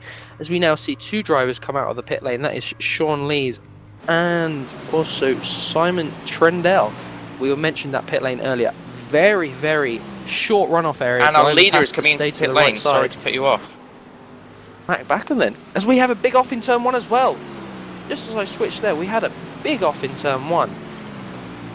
Have to get confirmation on your screens of who that was, but he seemed to not brake and just went straight on there. It's Clive Lawrence, so our pole sister in AM class is who has decided to go for a picnic off in the gravel at turn 1, and so he's presumably still a lap and about to go 2 laps down, so not been the day that Clive Lawrence was looking for in that Apex Racing car. No, definitely not. Had a really, really unlucky start, and he obviously internet and technical troubles, but he's not managed to actually get his lap back as we thought he would. That's going to be a big, big downfall for him and his team. As we see there's contact again. Contact on the exit of turn 3. That was Ahmed Yaman and Andreas Dahl. They were fighting there for the P7 position. Andreas Dahl has just come up the inside there and not left enough room, drifted out wide, and that has taken the BMW of Amjad Yamin around. So that's going to put a big effect onto this race. We may see race control actually take action on that, as we did earlier on with Ryan Littlemore. Yeah, you'd think that that's got to be something that you've got to do in that position. I mean, if you've given out the penalty previously for contact like that, and particularly if it's something that's a bit of a racing incident, if you're still going to give the penalties for contact, I wouldn't be surprised if you see both of those two getting a 15-second stop go, which around this time of the pit stops is going to be really, really detrimental to the rest of their races. Yeah, because they're going to be wanting to think about that pit stop now, but if they want to come in now and they've not got enough fuel to serve that black flag, then they're going to be out of fuel. They're going to be out of this race. They're going to have to tow back to the pits, and that could lose them a lap, maybe 2 laps. So he's going to have to think about pitting now if he wants to try and avoid that unfortunate incident of getting a black flag and then not having enough fuel to be able to return to the pits to take that pit stop. We only see we now see actually 2 of our top 10 have now come down the pit lane. Sebastian Job has come down. Blake Townsend also has come down. Maxim Townsend stayed out. Townsend stayed out, did he? Sorry, that was Max Ramstein that actually came down pit road. So yeah, tricky one. Some of the drivers now choosing to come down, as we see Gunnar Moore come down pit road as well, and Marcus Mailer. So drivers now starting to realise they're not going to have enough fuel to go any further. So it is definitely going to be that 2-stop strategy. Mac Bacamo only now coming through the kink down into Canada Corner. So this is going to be very interesting to see who can get out in front. Yeah, I'm going to keep an eye on Sebastian Job then, and just, I guess, look tentatively at the straight in the rest of the picture. And my goodness, pit lane is really getting busy at the 1 hour 3 minute mark of this race. So that seems to be the pit stop time. And what's quite impressive as well is we've seen Anders Dahl come in at pretty much exactly the same time. So despite the massive discrepancy in fuel usage and fuel tank size, the McLaren running pretty much the same stint lengths as the BMWs at the moment. Yeah, they are, which is something we didn't really expect to see. We got word that the McLaren was going to be running less fuel efficient as Matt Backham now crosses the start-finish line into turn 1. He's going to have an absolutely astonishing gap. Sebastian Job only now coming out of pit road. He makes contact. He actually just made contact there with Marcel Bosman, a lap-down car. So that could play a big part into his race. Just a little clip, though, on the front right there. So that could be something interesting there, Connor. We'll have to watch that back and see the difference and see if there is any damage. Yeah, I don't think there's any damage. It's literally just a skim between the 2 cars, and more just Sebastian he was right at the end of pit lane in his pit box, so he just jammed on the power only to find that there's a car there. So fairly good reactionary driving actually, and probably avoided what could have been a much bigger incident. But like you say, I've no idea what what Mac Backham did in his pit stop, rather, because that gap is huge. The Radicals have just absolutely blown us away with this pit stop. We heard their crew chief saying earlier that they were going to go for a 2-stop strategy, but whether they've taken less fuel for this though, and that could be the reason they didn't spend as long in their pit stop, and they're going to go for a shorter stint and then a really long stint, we'll have to find out. But we'll have to see how long Blake Townend takes in pit road as he is now into pit lane. So this is going to be very interesting to see if Mac Backham, his teammate, can actually cross the line and come out in front of him. Yeah, it's an interesting one. I think it's either going to be the fact that they're running, because if you're stopping at the 1 hour mark in a 2.5 hour race, it means you've got 2 1 hour stints and then you've got the half an hour sort of sprint at some point. So it could be that Backham is taking that half an hour sprint now as opposed to the last half an hour. Or we spoke, like you say, to the spotter for Radicals a bit earlier on, and they still weren't necessarily sure about taking tyres or not. So it could be that Mac Backham didn't take tyres in the stop. Yeah, Mac Backham now crossing the start-finish line with a lap time of a 2 minute 5.9. Not his quickest lap, he's had a 2:05.3, but he is now taken that first position back after that first set of pit stops. So Blake Townend only now coming out of pit road as well. It's going to be very close between Blake and Sebastian. Oh, right side by side. Literally a hair's width between the two. And it looks like Townend's actually going to make the jump on Job in the pit stops. Yeah, definitely a really good pit stop there from both the Radical drivers. Sebastian Job all over the back of him though. He's going to be looking to make that pass because he was in front of him going into that pit stop round. He had the better pace as well. He moves to the inside under the Sargento Bridge. Is he going to get this done now going into turn 3? He's got the draft though. He's got that toe. They go 3 wide with the back marking car. This is incredible racing. This is incredible stuff. Blake Townend up the inside though. Will he be able to get the cutback? they're holding side by side. Townend up the inside. This is incredible stuff under the Chevrolet bridge. Or Corvette bridge, sorry, should I say. Oscar, talk us through this. Hey, fantastic stuff, and it looks like now Job has finally edged that car ahead of the Radicals car being driven by Blake Townend, and Sebastian did have slightly superior pace in the first stint, and he's thinking right now, I can't afford to be stuck behind Blake Townend, particularly seeing as it looks like Blake and his teammate Matt Backham are on alternative strategies here, because Blake's pit stop much closer in terms of timescale to that of Sebastian Job. I'm thinking those two, similar strategy, might be going for that 30 minutes later on, and what we're seeing now is Matt Backham go for a right sprint in the middle of the race as opposed to at the end, and try and build an insurmountable gap. But with Sebastian Job in front of Blake Townend, there's absolutely no team tactics that can be used here. So now it's all on Sebastian Job to get his foot right to the floor and nail this car through the next stint, which presumably for him will be another one of 1 hour in length. We'll find out when they cross the line, but from my eye, I'd say Matt Backham has about a 10-second lead now. He has now just crossed the finish line, and Blake Townend and Sebastian Job are only now coming out of the last turn, up the hill. So this gap is absolutely incredible. How he's done that on pit road, we'll have to find out from his crew chief later on. But that gap is 12 seconds, 13 seconds should I say.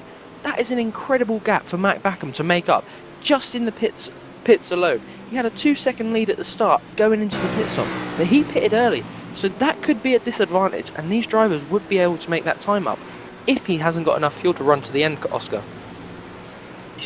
You're quite right, and I mean it's an impressive job, and even if, like say, Blake and Sebastian seem to be on the same strategy, those Radicals guys got the pit stops down to an absolute T, because it was still a quicker stop for Blake Townsend. And someone else who seems to have benefited a lot through the pit stops is Stefan Museler, who's actually come out in 5th position, so at the head of what was originally quite a big train of people fighting over what was 5th place. So that roof, something that we've not spoken about at length in terms of the fuel usage, maybe not using the fuel as much and being able to be much quicker through the pit stops, as once again Clive Lawrence pole sitter has had a timeout, so internet issues for him, as well as the issues that we saw with him diving off the track at turn 1.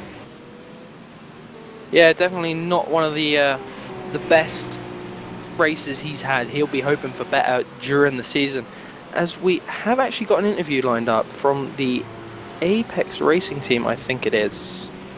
Yes, it is the Apex Racing team. We welcome Rasmus I'll say that again. Rasmus Lawson to the booth. So, hey guys. How has your race been going so far for your team? Oh, I'm pretty good so far.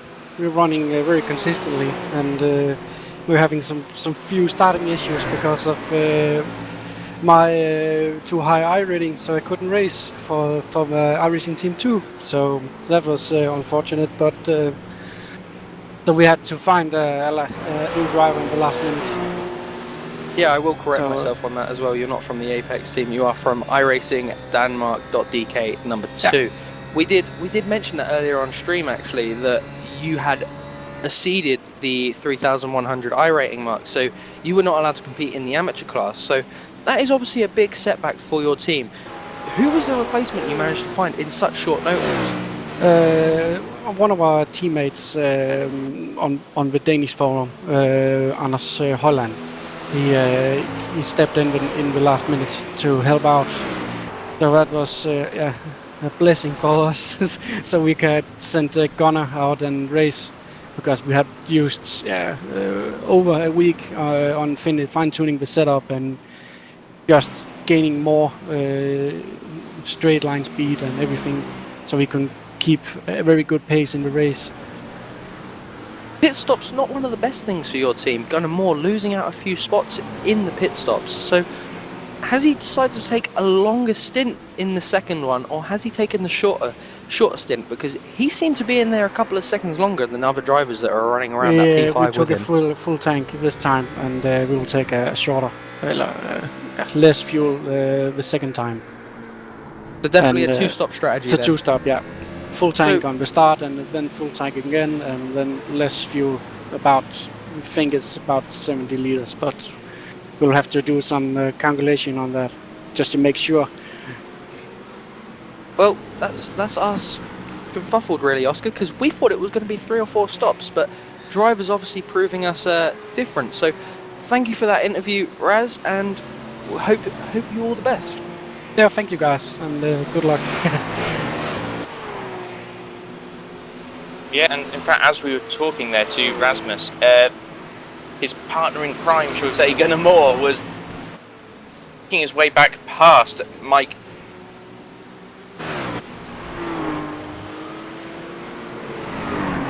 So big battle going on there around the 7th, 8th position. But point. as he was trying to say, Gunnar Moore worked his way back past Mike Thewson, so he's now going to move up into that P7 position, which is going to be a big help for him and that iRacing Denmark team. And we're going to bring you an ad break, and we will be back after these short messages.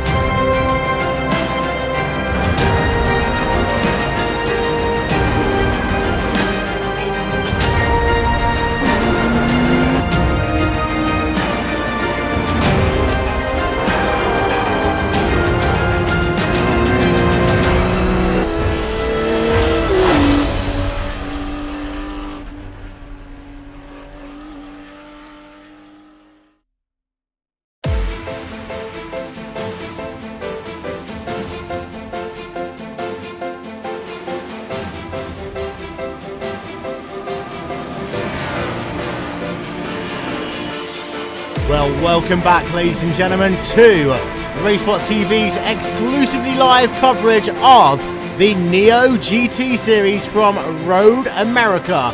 Will Vincent still with Oscar Hardwick and Jake Cameron. We've got ourselves 1 minute 20 on the play clock, getting close to halfway distance now, and what a race it has been so far. Mac Backham able to take the lead at the conclusion of lap number 1, and since then has just driven off into the sunset. Don't forget, ladies and gentlemen, you can get enhanced live timing and team standings by heading over to live.neo-endurance.com. The website address is on your screen right now, and of course you can follow us on Twitter at RaceSpotTV. Now, Jake, it has been a very interesting start to this race. However, the guy that everyone is talking about, who's the guy who is leading, that is Mac Backham in that 116 car. What a run he has had so far here today. Yes, absolutely incredible performance by Mac Backham. He has absolutely blown this field away. Him and his teammate Blake Townend were running 1-2 at one point in this race. Only about 0.5 separated them. But since lap 3 or 4, he has just pulled that gap away. He is lapping cars left, right and centre. And that gap is now up to this. Get this. 12 seconds in a GT race. We never thought we'd seen a gap with such a competitive field like that. But the Radicals team, definitely taken the fight to every other driver on the track. And in fact, as we're going to go on board with Matt Backham for a couple of corners, Oscar, this guy's been in a class of his own, and right now he has a 12.2 second advantage over his nearest competitor. That is Sebastian Job, who was able to get around Blake Townend about half an hour ago. Yeah, and one thing that is worth pointing out, I think really it's only a net 2.5 second gap. There was definitely a different strategy call there for Matt Backham in the pit stops over Sebastian Job and Blake Townend. So I'm not convinced that the 12.1 second gap is representative of what's actually going on. And I think at about the 2 hour mark, we'll see what the gap really is and see what goes on. And it's tricky to call. We're going to have to wait until probably another quarter of an hour, 20 minutes from now for when Matt Backham pits again and see what the strategy differences are. So much more to talk about, but that guy who sat in the 3rd position right now, Blake Townend, he's had a bit of an interesting day. Of course, he started out front, he's now dropped back to the 3rd position on the racetrack, and you're going to have to argue that if Blake Townend wants to win this race, he has got to start getting going now, Jay. Yeah, he really has. We said it earlier, me and Oscar, we said that drivers may sacrifice that race pace for their qualifying pace, and I think that's something Blake has decided to do. He's not really showed that consistency in the laps during his race. His quickest lap time has been a 2:05.2. His teammates has actually been, I'll have to find this out again, 2:05.3. So he is actually quicker. But that was on his low tank of fuel. So not really being that consistent though. He's got the pace, but that's the Q pace. We've seen that, he showed us it. He needs to develop that now into the race pace. He needs to get his head down and he needs to say, right, I need to consistently run. I can't be doing hot laps anymore. I need to make this consistent. I need to be doing 0.2s, 0.3s every lap, like his teammate. But we'll have to see whether he can transform that. Indeed we will. And also, don't forget, this is more than just a Drivers' Championship. This is a Team Championship as well. And you see it up on your screen, the top 10 for your teams. You'll notice that is all pro drivers in the top 10. You've got Radicals from Apex Racing. From Radicals, from Supersport Racing, they are your top 4. In fact, the first AM driver we get is all the way down the field. And that is when we get to the 216 car there of the Radicals team. We'll get back to them a little bit later on, because things are all over the place in this event so far. And you've got to argue that when it all comes together, Oscar, there's going to be one team who is crowned a victor, and those Radical teams do look as though that they might be the ones to do it. Certainly the case, and even with strategy differences, if Matt Backham doesn't win for some reason, Sebastian Job pulls it back through strategy, you've still got the fact that Sean Lees is absolutely dominating in AM. Like you say, it's a team's championship, and at the moment, as a team, Radicals are taking everybody to school. Tell you what, great battle going on the racetrack right now. P9, P10, P11 and P12. Marcus Mayer, Ahmed Yamin, Steve Hobbs and Nick Thiessen. These guys are right next to each other on the racetrack, despite the fact, oh, we've got a car off there as well. Not quite sure who that was, but we'll get confirmation of that one in just one moment's time. Mario Baudry. Here's the guy that just served a drive-through penalty as well for the unsafe pit exit. So we did miss that that black flag as well. So he's not had the best of race though, Will, has he now? He's had that drive-through penalty and now he's spun off. So we'll have to see if he can get that car going again. Yeah, we'll get a replay up to see exactly what happened to that driver, because it did look as though it was a big incident, a big off there. And he was running down the field at the time as well. I make him to be in the 41st position on the racetrack, and he just loops it there and hits the barrier. That is the sort of thing that we do see drivers do every so often. We'll get an onboard shot of him as well, and it just seemed to be he came into the corner and just absolutely looped the car there. And that was down at the end of the hurry down section of the racetrack, Oscar. Yeah, I mean, a rare mistake, not just from him as a driver, but from the field today. You've seen barely any mistakes, and even with some of the penalties being given out, it's just for maybe not looking where you're going on pit exit and relatively minor things. So to see someone looping it by themselves and causing the car damage, I think the last person we saw to do that was it Rob Kuss, I think, yes, who caused himself some issues down in Canada Corner. But we've got that battle going on. In fact, Mike Knudsen is leading that one right now. You see it up on your screen in the 198 car. He's got the 106 car, Marcus Mayer, literally right behind. In fact, they're going to go side by side down turn 5 there, Jake. Yeah, definitely a really good battle going on here. Also been watching the battle up front though. In for that second position. Blake Townend really trying to gain that position, but he can't get through. But that battle for the P5 position is really Knudsen's off! And Knudsen's off! Wow, that was a big one. We'll get ourselves a replay of that because he's lost about 4 positions in that one fail moment, and that was a big off for him there in terms of this battle inside the top 10. Here it is on your screen. He just gets loose as he comes underneath the Corvette bridge, and Oscar, the thing about that corner is that it's very difficult because the track transition changes and you go uphill a little bit, and that's the thing about this racetrack is that you do have transitions of different types of asphalt along the way. And it just seemed to be in this case, Knudsen was the one who lost out, and he might get a penalty there as well, because we did see he did come back onto the racetrack and almost caused a second collision. Yeah, it'll be interesting to see if A, the administrative team saw that, and B, if the guys around him are going to protest it and think, well, you know, you can't be doing that, you need to get it sorted out. And like you said, that is a tricky corner. I mean, not only do you have the transition in terms of the grip from the differing tarmac underneath the tyres, but it's over a crest. It's a blind apex because you're still looking uphill as you start getting that car yanked in for the corner. So everything is against you when you're turning into that one. I think even it might be a little bit off camera on the exit as well. So extremely tricky corner, and when you're as on edge as these guys towards the top of the field are, very easy to make a mistake, and that's exactly what Mike Knudsen has done.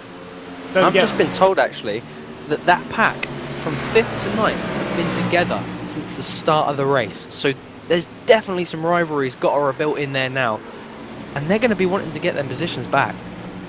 Indeed so. Don't forget one more time, ladies and gentlemen, you can follow us on Twitter at RaceSpotTV, or if you'd like to send us a tweet with a hashtag, because everyone loves hashtags, you can use the hashtag NeoEndurance. Some great battles going on. Let us know your thoughts as well, because they're very close going side by side into turn number 5 once again, and that is the battle, I believe, with Gunnar Moore and Stefan Muschler, but no, the other goes ahead of him. It's actually Ahmed Yamin around in that battle as well. Things really hotting up. Those 4 drivers have been at it hammer and tong, and it's great to see some great liveries on these cars as well, Oscar. We talked about it a little bit earlier on about the requirement of liveries, but I have to say, a couple of these guys have got some amazing paint schemes on it, especially Yamin. Yeah, I mean, I'm massively impressed. I mean, on a personal level at least, I've got the artistic ability of 6-year-old. I mean, I'm talking stickmen and maybe a sunshine on a good day, but beyond that I'm stuck. So the quality of the liveries that we've seen today, not just from 1 or 2 cars, but pretty much from everybody on the grid, some are simple and clean and some are incredibly complex and fantastic to look at. It's stunning, and it does add to an event like this to see a bunch of good looking cars going around the track as opposed to just a bunch of cars going around the track. Indeed so, Jake. That battle continues. We are now past the halfway point of this race. What do these drivers have to do now on the second part in order to make sure they get themselves to the position they want? Second part of the race, we saw it earlier actually in the F1 race, Nico Rosberg for the second part of the race. He pushed like hell. That is what these drivers want to do now. If they want to get in them top 5 positions, if they want to score their extra points, they've got to push like hell. They've got to bring the best they can out of these new fresh tyres and that new fuel they've got. If they can do that, then they've really got a chance of getting in with the top 5. They're only about not even 6 seconds. Some of them are only 3 seconds behind that 5th driver of Patrick Ferrero. So they could easily get there within a few laps of hard-fought pushing. But that is something we'll have to see the drivers and their crew chiefs make decisions for. Whether they don't want them to push and they want them to push in the last half an hour, or if they want them to push in the second stint and then push even harder in the final stint. But there's also a driver we must mention, Will. Andreas Dahl. He was running in the top 10 before the first round of pit stops, but he took an early spin in that McLaren. He was the top scoring McLaren, if we remember correctly. He took a spin going into turn number 3, and that's now put him down into P21. So not really been the day he'd have wanted either. He had that issue, of course, as well. He had that contact with another driver We still need to get word from race control to see whether or not he did get himself a penalty for that. He is right now scored in the 21st position on the racetrack. He's got Rob Cuss about 0.8 of a second behind him, and it's been a disappointing turn of events. The last half an hour for Andrzej Dalowska, but we talked about this earlier on as well. You get yourself past an hour in the race, that's when the most mental and physical fatigue starts to kick in. Yeah, and again, it's really going to be a game of concentration at this stage. And speaking of concentration, someone that's got his together, got his foot down, Blake Townend, we missed it off camera, last lap in the first sector, making a move on Sebastian Job, has already pulled about a second on him. So Blake Townend now really kicking that Radicals car into gear and starting to play the team game to help Mac Backham maybe later on in this race as the strategies change around. We did talk about Townend earlier on and how he was struggling a little bit, but it does seem to be that all of a sudden he has been able to get going. And in fact, as you say, he's got about a second now on the racetrack. You can see that really is pulling away as he goes past the Sargento Bridge down towards turn number 5 as well. And that's important. If he can get that gap over about 1.4 seconds, then he won't have to deal with the effects of the draft from the car behind Jake. No, the draft is a really big factor in here as they go down through the kink into Canada Corner. That is where the drivers are going to feel that draft really significantly, especially when they're just about maybe 3-4 tenths distance back. So he's really done a good job. If I look at it now, I'd say it's probably about 1.3 at the moment, actually. That is a really big gap he's pulled across. But no, Sebastian Job, he's not going to give up. He's had a really strong race so far, and he's going to want to push for that second position because he deserves it. I would say he's been running a really, really good race. He has indeed. We're actually on board with him as he comes out the carousel. Now this kink is flat out in a couple of cars. It's not flat out fully in this, but Blake Townend's going to do it. And you have to say, a lot of testicular fortitude for him right there, Oscar. And that's one of the differences between these cars, because the BMW can just about get away with it. The McLarens, well, they definitely cannot. Yeah, and it's another game of, just generally speaking, weight distribution, centre of gravity. Front-engined cars in terms of GT or any form of racing where there's cars with different formats in where the engine is, where the drive is and whatnot. Front-engine cars, not quite as good at getting the direction change done in the tighter, slower corners as the mid-engine cars. You stick them through a fast corner though, and that front engine just grants you the high-speed stability that having either a mid or rear engine car just doesn't. So through the high speed, these guys really good. And I mean, I'm not sure if these guys go to Spa at all, but you'll see that through the final sector especially, the BMWs will have a large advantage in terms of their high speed stability. They're not going to Spa in this series, but I tell you what, there are 2 more races to come in the Neo GT series, and they will be, of course, live here on RaceSpotTV. We've got the next one of them coming up in about 3 weeks time. For now, the guys are going to go to Silverstone, and they'll also go to Circuit of the Americas as well. Just seeing in the background that there is a pass potentially being made. I think this is all about P5 on the racetrack. This is Marcus Meyer and no, I believe it wasn't actually, it was lap cars involved in that. That Battle of Blaze 4 drivers is still about the same as it was, but there is a slight bit of Mike Knudsen starting to drop off that one. Just a tiny bit right now, Jake, and of course these guys have got to pay attention to their tyres. Yeah, if we watch Mike Knudsen through turn number 6, he seems to get very loose. Whether he's made an adjustment to his car setup, traction control, or something like that, we'll have to find out at the end of this one and give him a question or two about it. But he seems to be really, really loose. Last couple of laps I've watched him, he obviously nearly caused that big pile-up, but his car doesn't seem stable through there as we watch him now.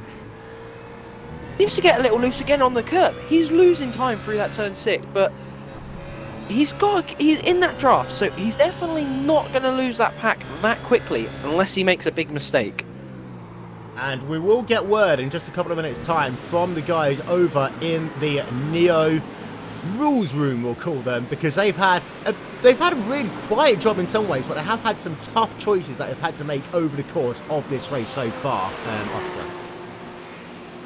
Yeah, and there was a lot of chatter from both the administrative side and our side as the commentators in terms of the penalties being given out. We spoke about the pre-race briefing and how they were going to be stern, they're going to be strict about it, and I think even gave out a contact penalty for what would have been considered a racing incident, but they're just not standing for it. I think that's a very good stance to have, and one that's been relatively effective, because the number of contact penalties for a race of this length and with this number of cars on track has been remarkably low.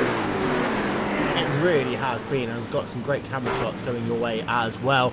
I'm just keeping an eye out behind right now, and Steve Hobbs, he's having a little bit of a battle, but he's fallen off actually, just as I started mentioning his name. He's in the 102 car, and he is trying to close down Nick Thiessen. Sorry, he's got Nick Thiessen behind him. In fact, Hobbs is coming onto pit road right now, so potentially he might have had a little bit of an off. We'll go on board of him, and he has got some damage to his car out the front. Oscar, I'm not quite sure if that was just a couple of corners ago, because he did have an off, and he has got some damage to the front of that BMW machine. Yeah, I can't quite go far enough back in my replay, but he was very slow off of Canada corner. So it wouldn't surprise me if maybe he's made a similar mistake to the one that we saw from Robcus earlier on and damaged himself on one of the tyre walls exiting that corner. And yeah, like you say, it's really thrown a curveball for him out of that top 15 contention and into the pit lane. It's going to be a tough one for him now because of that. And in fact, we are going to have a quick chat with Race Control. And we were just talking about this in the booth, Egil. You've had a quiet day in some ways, but you have made a couple of penalties. Take us through your thought processes when you actually give out these penalties. Yeah, hi guys. It's kind of easy, because if someone else than the own driver is hurt or is damaged or somehow loses time from it, it is eligible to be looked at and protested and maybe penalized. So sometimes we have teams protesting stuff, and sometimes we just discover some incidents ourselves and we kind of look at them, all of us in the race control, and we give our own views on it, and then we get together and get to a consensus on if it's what's called a faulty driving, and if so, after that we're going to find out how much this guy is going to be penalized. But also for that we have some pretty good guidelines which we are currently following. Well, you've been keeping an eye out on all of the drivers so far. Who's really made a positive impression on you in this race? Well, we have a lot of new drivers in the amateur class, and we were not that we were expecting more drama in that class, but as their I ratings are not as high as the pros, it's natural to think that there would be more drama in that class. But so far, they have really set a good standard for drivers, and so I would say most of the drivers in the AM class, I'm really happy to see that they are going easy and remembering that this is a long race and even a longer championship. In fact, we're keeping an eye out right now on Sean Lees, because he's got a great battle which is going on ahead of him. You can see it up on your screen, but in fact, two wide racing going on right now. I believe that is Matt Orr and also Trevor Johnson who is involved in that one. And there might have just been a past position there. In fact, no, it wasn't. It was Orr who was just able to keep that position ahead of Trevor Johnson for the time being. But some good battling going on between these AM drivers. And do you think that this pace and the reason why you've put the two classes in is working here? Because, of course, you've got to have a pro driver and an AM driver in order to be scoring points overall. Yeah, so it's not anymore just about this single guy going extremely alien fast. It's also to make this pro driver have a mentor role for this amateur driver and bringing him into the right endurance state of mind, where it's not all about going 100% all the time. So yeah, that's a new aspect of it, definitely. By the way, right now you can see the fastest laps on your screen. You'll notice on the left hand side that is the position that they're currently running in the race, and then their fastest lap time is shown on the right hand side of that information box. And it's really interesting to see there that there's some really fast drivers who's not got very fast lap times. They're just being really consistent. And Before we let you go, Egil, because I know you've still got quite a lot of work to do, consistency is always key in Neo, and we've seen it so many times before. This track is demanding, but we're going to 2 other demanding race circuits. We're going to Circuit of the Americas and Silverstone. Which one do you think of the next 2 races is going to be the more difficult? Oh, it's a hard one. I guess they'll be difficult in each of their own ways. And I'm not too sure how it's going to play out, but I think it will be different races, both of them. Maybe one of the other will have more incidents and due to its track layout. I don't know, but it's definitely going to be hot because the championship is forming out quite nice already. Well, yeah. Thank you very much for talking to us. We will let you go for the time being. We know you've still got quite a lot of work to do. Ladies and gentlemen, Egil Sandford, one of the race control administrators for the Neo Endurance Series. Oscar, we never make life hard for them because they've got an incredibly tough job.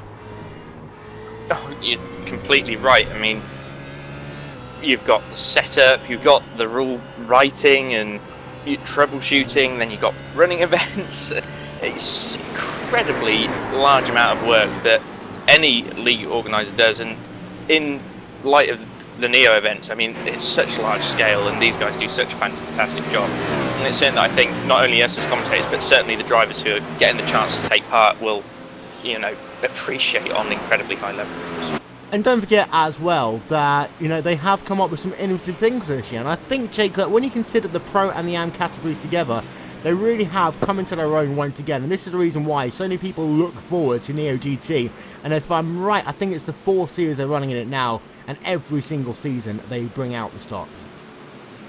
Yeah, I definitely liked what Engel just said, that the pro drivers are a mentor for the amateur drivers, which I think is a great idea, because iRacing needs more of them experienced drivers to really nurture and help the inexperienced drivers that are looking to come through into the better sort of the Backham's had an off. Sorry racing. to cut in, but Backham's had an off. Oh!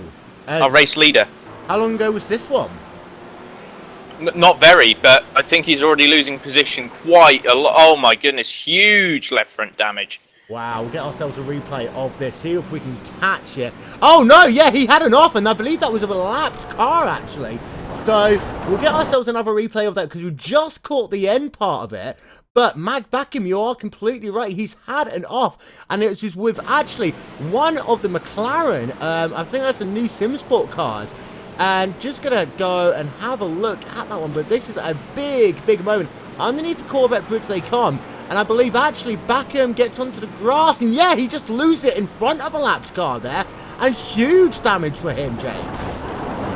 Yeah, really disappointing end to, well, not end, maybe end to these races, should I say, actually. He got passed by Blake Townend and Sebastian Job, so that just shows you how substantial that damage really was, because he got passed by them on the exit of Canada corner, and he had a 17-second lead over them too, so that's definitely upset his race. He was having an outstanding race. He had a 17-second lead, and that was broken down to nothing.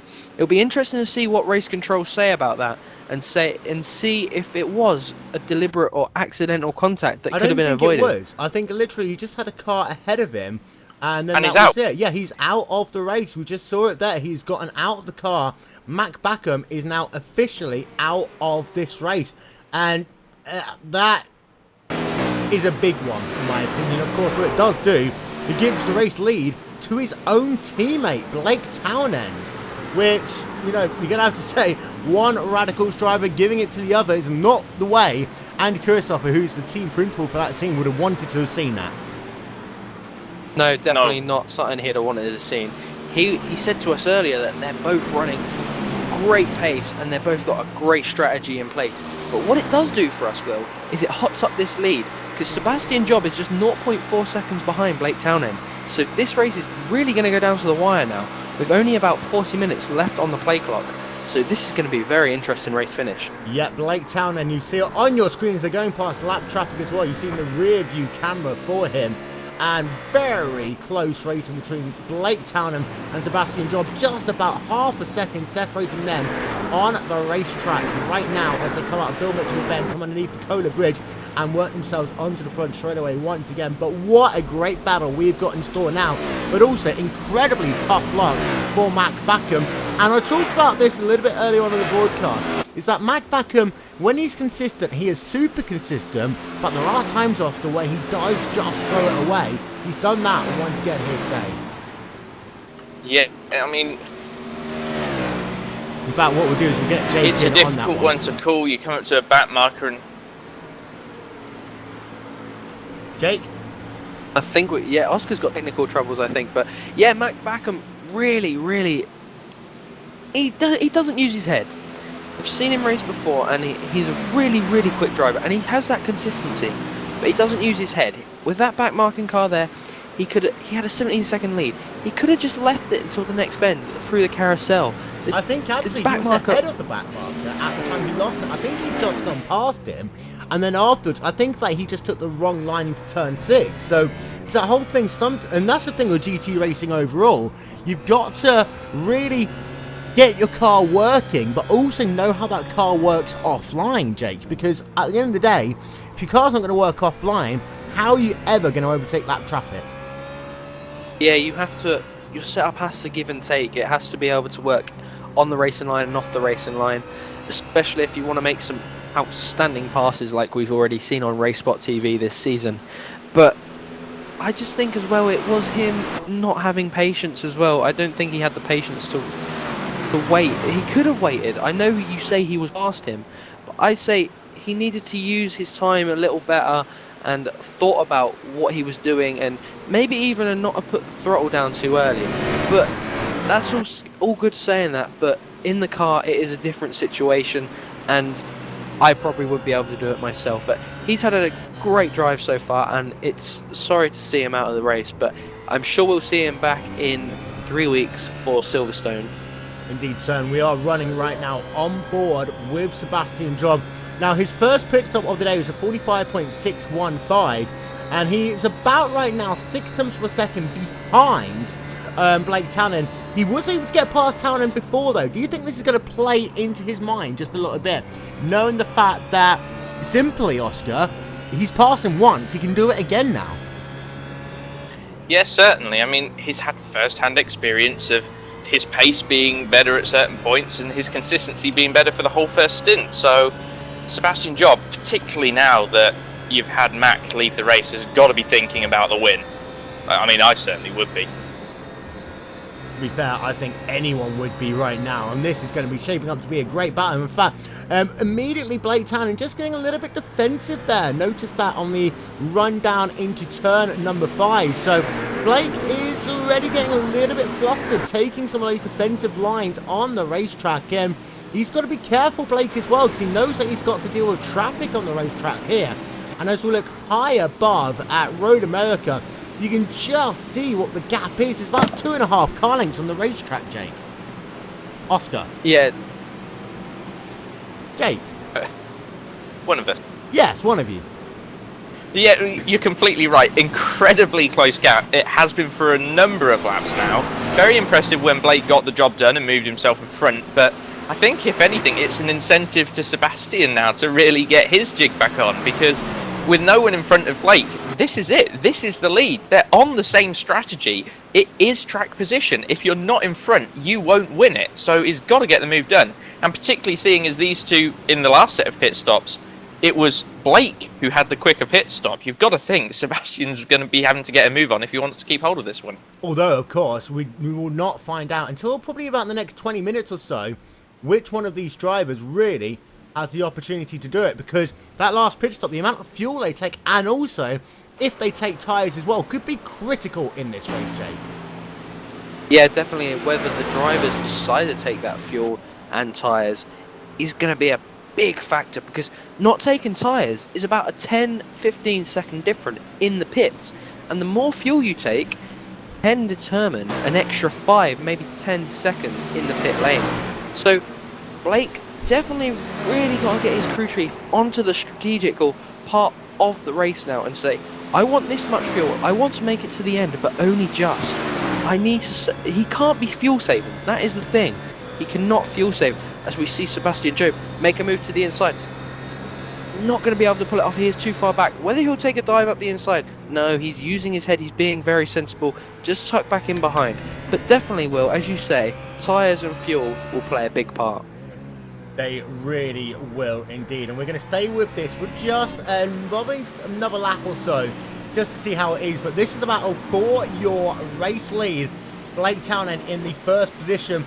Then, of course, you've got Sebastian Job in P2. The gap is up on your screen. It's just literally 4 tenths of a second. Now, the lap times as well, really only about 2 tenths of a second between them as far as the fastest lap goes, Oscar. A 2:05.2 for Blake Townend, a 2:05.0 for Sebastian Job. However, Job was the one able to do the faster of the 2 laps. Yep, very true, and these guys were close in qualifying, and so we know that their 1 lap pace is good, but it's all about stringing together those laps. And I mean, certainly you can, I'd say for the majority of the race so far, it has been Sebastian Job who has been the more competent of the two at stringing together lots of those good laps. So I'm thinking he's going to be thinking about either making a move now, or a good idea maybe would be even to save a bit of fuel, try and go a lap longer. That's what got Blake the advantage last time round, was he went a lap or 2, I think he went 2 laps longer on the fuel. So that's 2 laps less fuel that he had to necessarily put in the car. So you got to think, from Sebastian Job's point of view, if anything, he is at a disadvantage because he can't go as far. And at this stage, the strategic advantage would be to go as far as you can and reduce that pit stop time. And we are getting closer to that second round of pit stops, Jake, and it really will be critical for them. But Blake Townend, he's a really good endurance racer, and he has raced in a number of endurance series, but this pressure's on him, and it will come down literally to how quickly they come onto pit road. I'm thinking back to the RaceSpotTV World Championship Grand Prix Series race here, and that was the thing that really hurt Hugo Louise.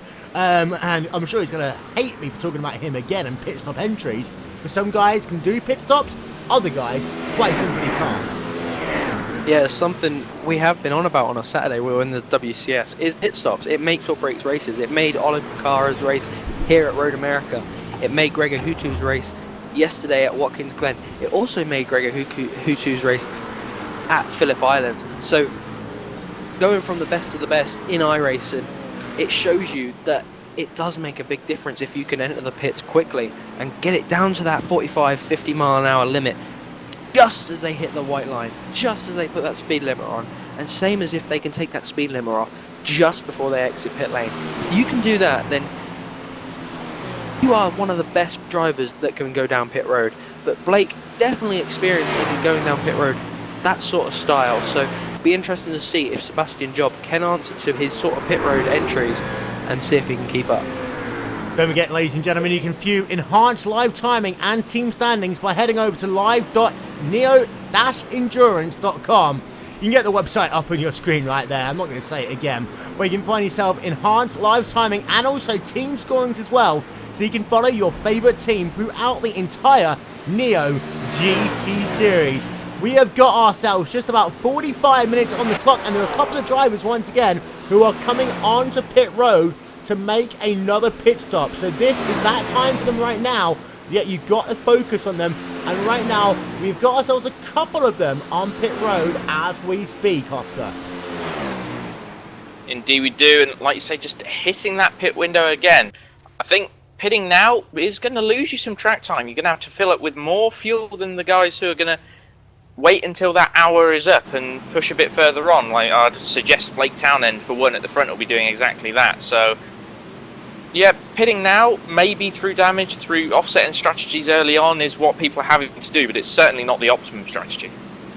I tell you what, let's talk about the guy who's running in that third place for just a moment, Maximilian Ramstein, because he is in actual no man's land right now, Jake. He's got a 15.8 second deficit to the battle for the race lead, but he's got a 14.2 second gap to Patrick Valente Ferrero, who's running in the 4th position.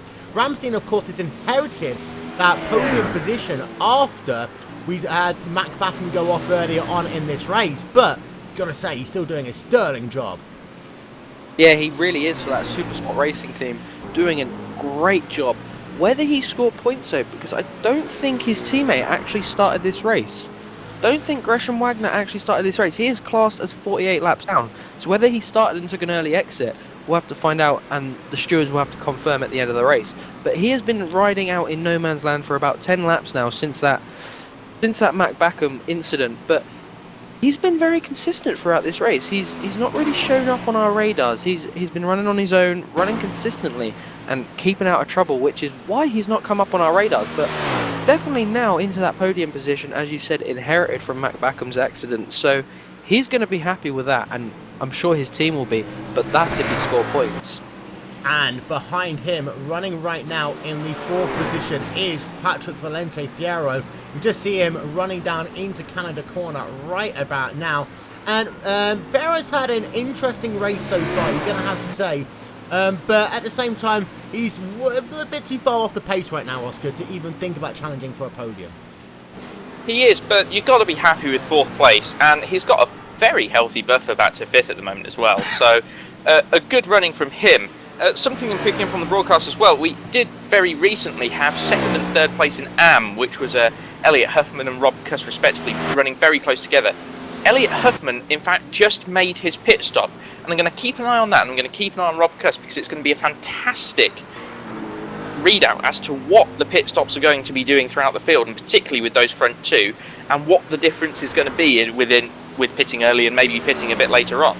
And of course, you talk about Hoffman in that 249 number 49 Motorsports car. We all know who his teammate's in because he's been in the wars all day long. But Hoffman, again, that beautiful livery in that 249 car, Jake. And he's hoping that if he can get a good finish in AM and his teammate can get a top 10 in Pro, then those guys could end up being in the top 3 in the overall championship leading this event. Yeah, it is really all down to that consistency. As we mentioned earlier, if you've got the consistency in the Pro and the AM, not necessarily the fastest driver, but that consistency will gain you the position and will gain you the points. He's had a very consistent race so far, and I think he has got the ability to push a little harder to catch that Sean Lees in the first in the AM car. As we have a car off there, that is Clive Lawrence. Really bad day for him. Sorry to just sidetrack there, but he's not really had a good day either, Will, has he? He hasn't, no. What we'll do is we'll get ourselves a replay of that one in a moment. In fact, actually, he's pulled his car off the side of the road. I think this is it for him.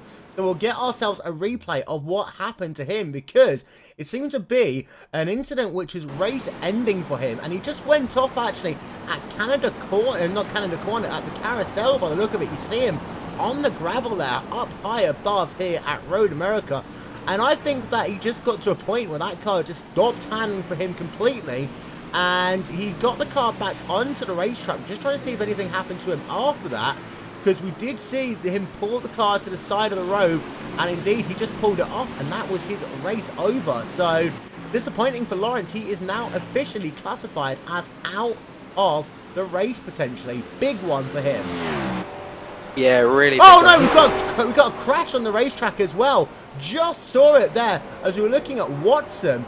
Not quite sure who it was, but there's a big crash there. 2 drivers involved in that. Yeah, I can see Michael Storm is one of them, and I can't quite get a readout on who the other was.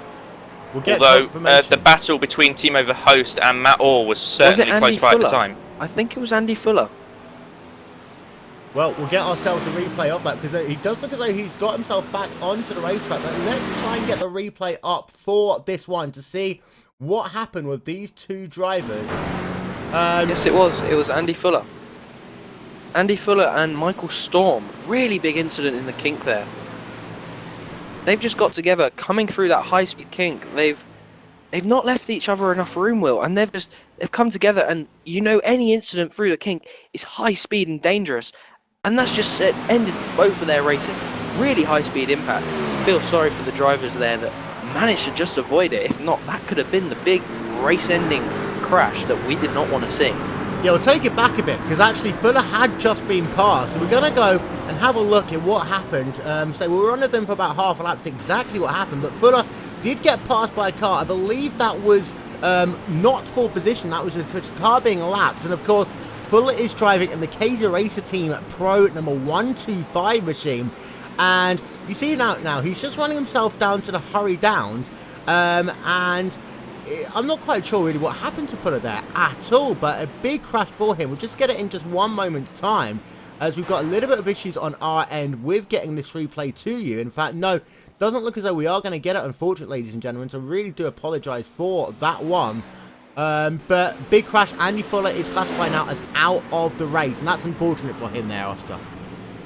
It is indeed. It's unfortunate for anyone, particularly this far into a race. Very, very hard luck and horrible to have gone out of the race. Someone who I'm watching at the moment, Rob Cuss, who has just come in and made his second pit stop. He, of course, was battling for second in class with... I forget who it was. I tell you what, he's just come out of pit road. He has come out of pit road, and he's classified right now as 22nd place overall in this event. Just trying to have a look at the gap to see where he was and who's in relation to him on the racetrack. He's been jumped by Huffman massively, I think.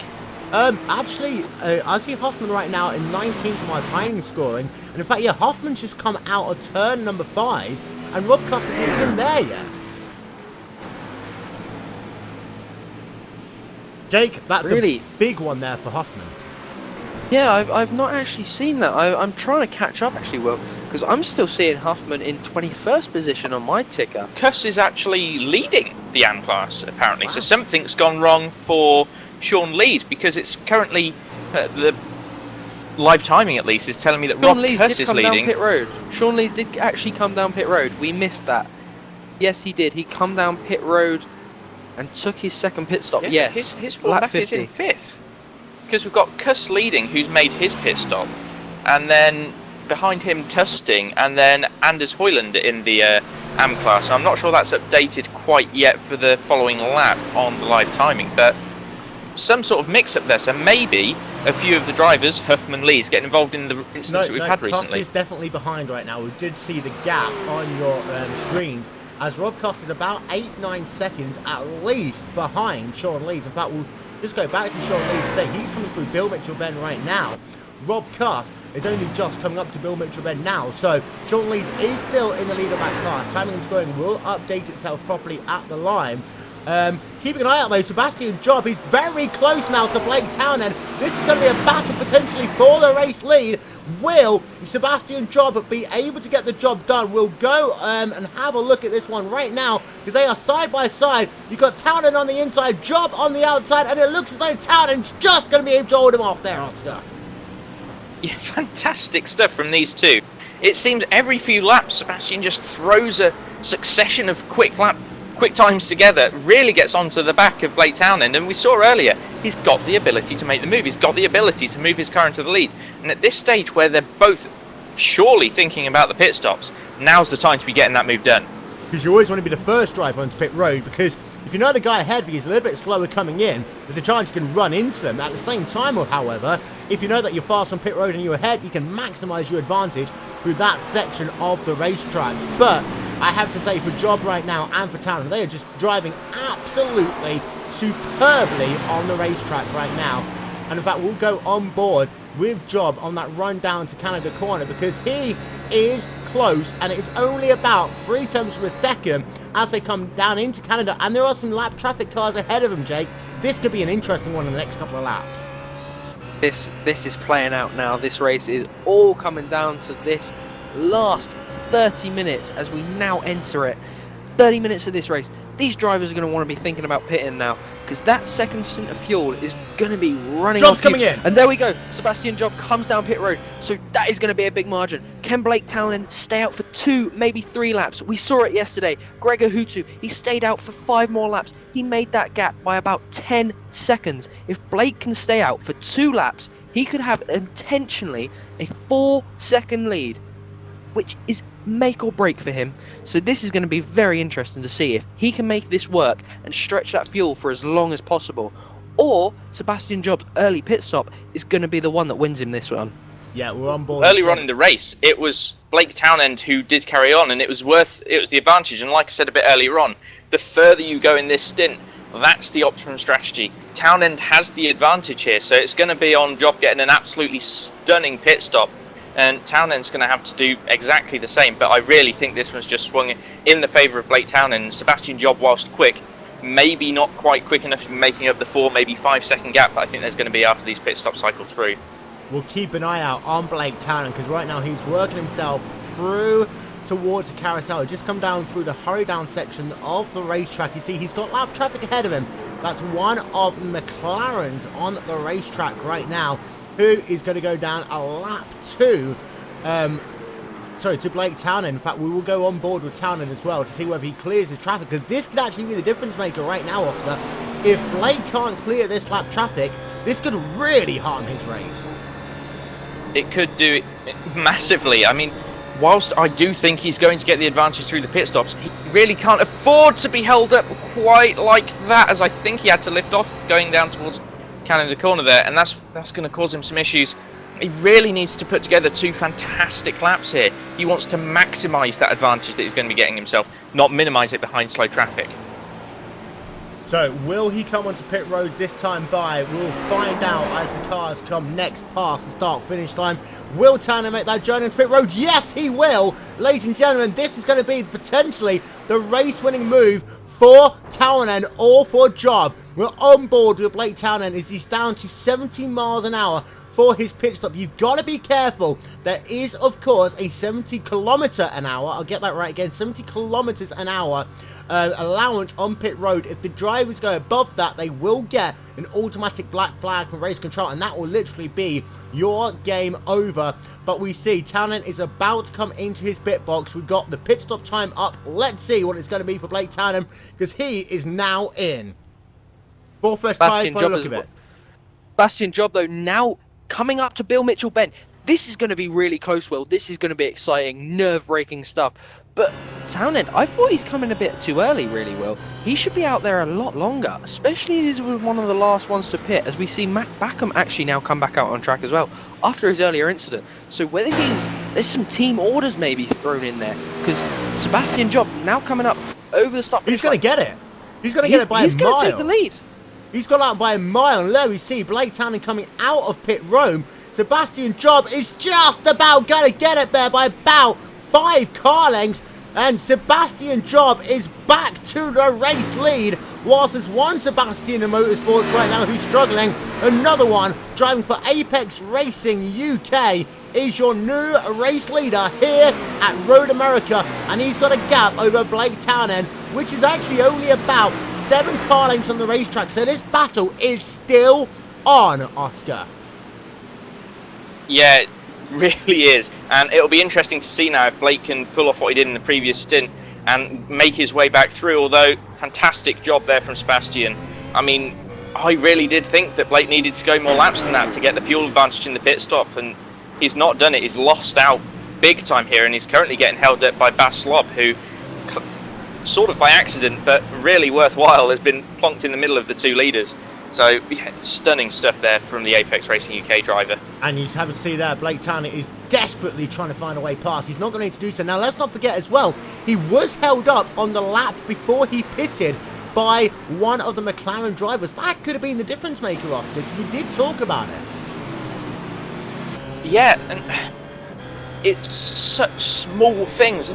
But you think, when Sebastian came to pit road, the gap was about 1/10 of a second. There was absolutely nothing in it. So, yeah, just the tiniest little thing is what's decided this race. And I think, yeah, now as finally we've seen Blake Townend get round back, it's just lost a bit too. He has indeed lost quite a little bit, and this is, of course, much time. These guys far too equal on pace, so I think it's now going to require.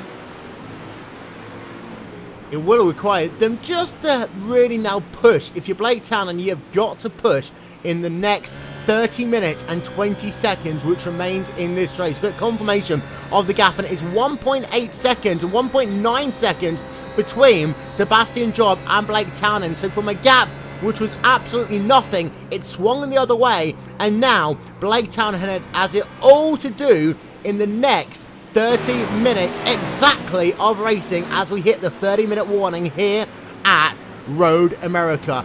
Ladies and gentlemen, we are going to step aside for just one moment, get our final commercial break out the way, and then we'll be right back with more action here on RaceSpotTV. Ladies and gentlemen, you are watching the Neo GT series.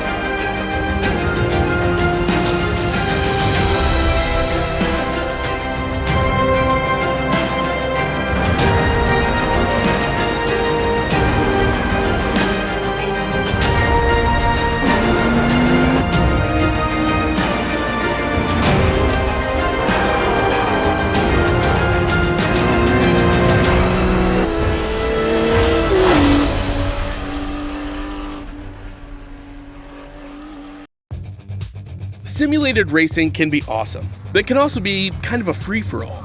Interestingly, auto racing faced the same problem in its earlier days. Whether it was on the back roads, the beaches, or the city streets, the racing was fun. But there was always a certain level of chaos and danger, until some folks came along and put some order to all of this. Stuff like official racetracks, regulations about weight and equipment, and enforcement of standards. That's what gave us high-speed excitement, fast-paced action, and photo finishes. That's when racing became racing. The guys over at iRacing.com have made the same transformation in the world of sim racing. Sure, they've got the most accurate tracks and realistic cars out there, but that's just the start. See, iRacing analyzes the performance and results of each driver in every race, so you can be sure you're always placed in races where the competition will be tight, and that those reckless drivers who ruin it for us all are kept in the pits. Not to mention that with over 45,000 active members already in their vast community, you can find races day and night, so you can always get in on the action. You can even join a league of your favorite series. And since updates are always automatic, you don't have to worry about software and can focus on the track. Zip up your fire suit and check out iRacing.com.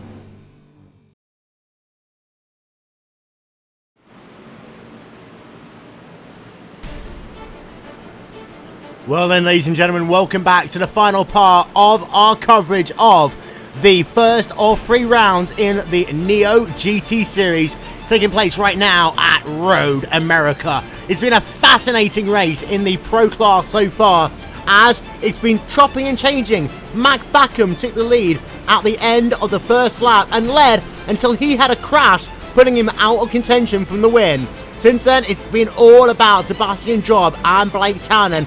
They traded positions now 3 times on the racetrack, and that last sequence of pit stops saw Job come out with a 2-second advantage. That's come down to about 1.4 seconds on the racetrack, and still anything can happen. There's been some great racing going on in the AM class as well, as we've got just over 25 minutes left on the play clock here from Road America.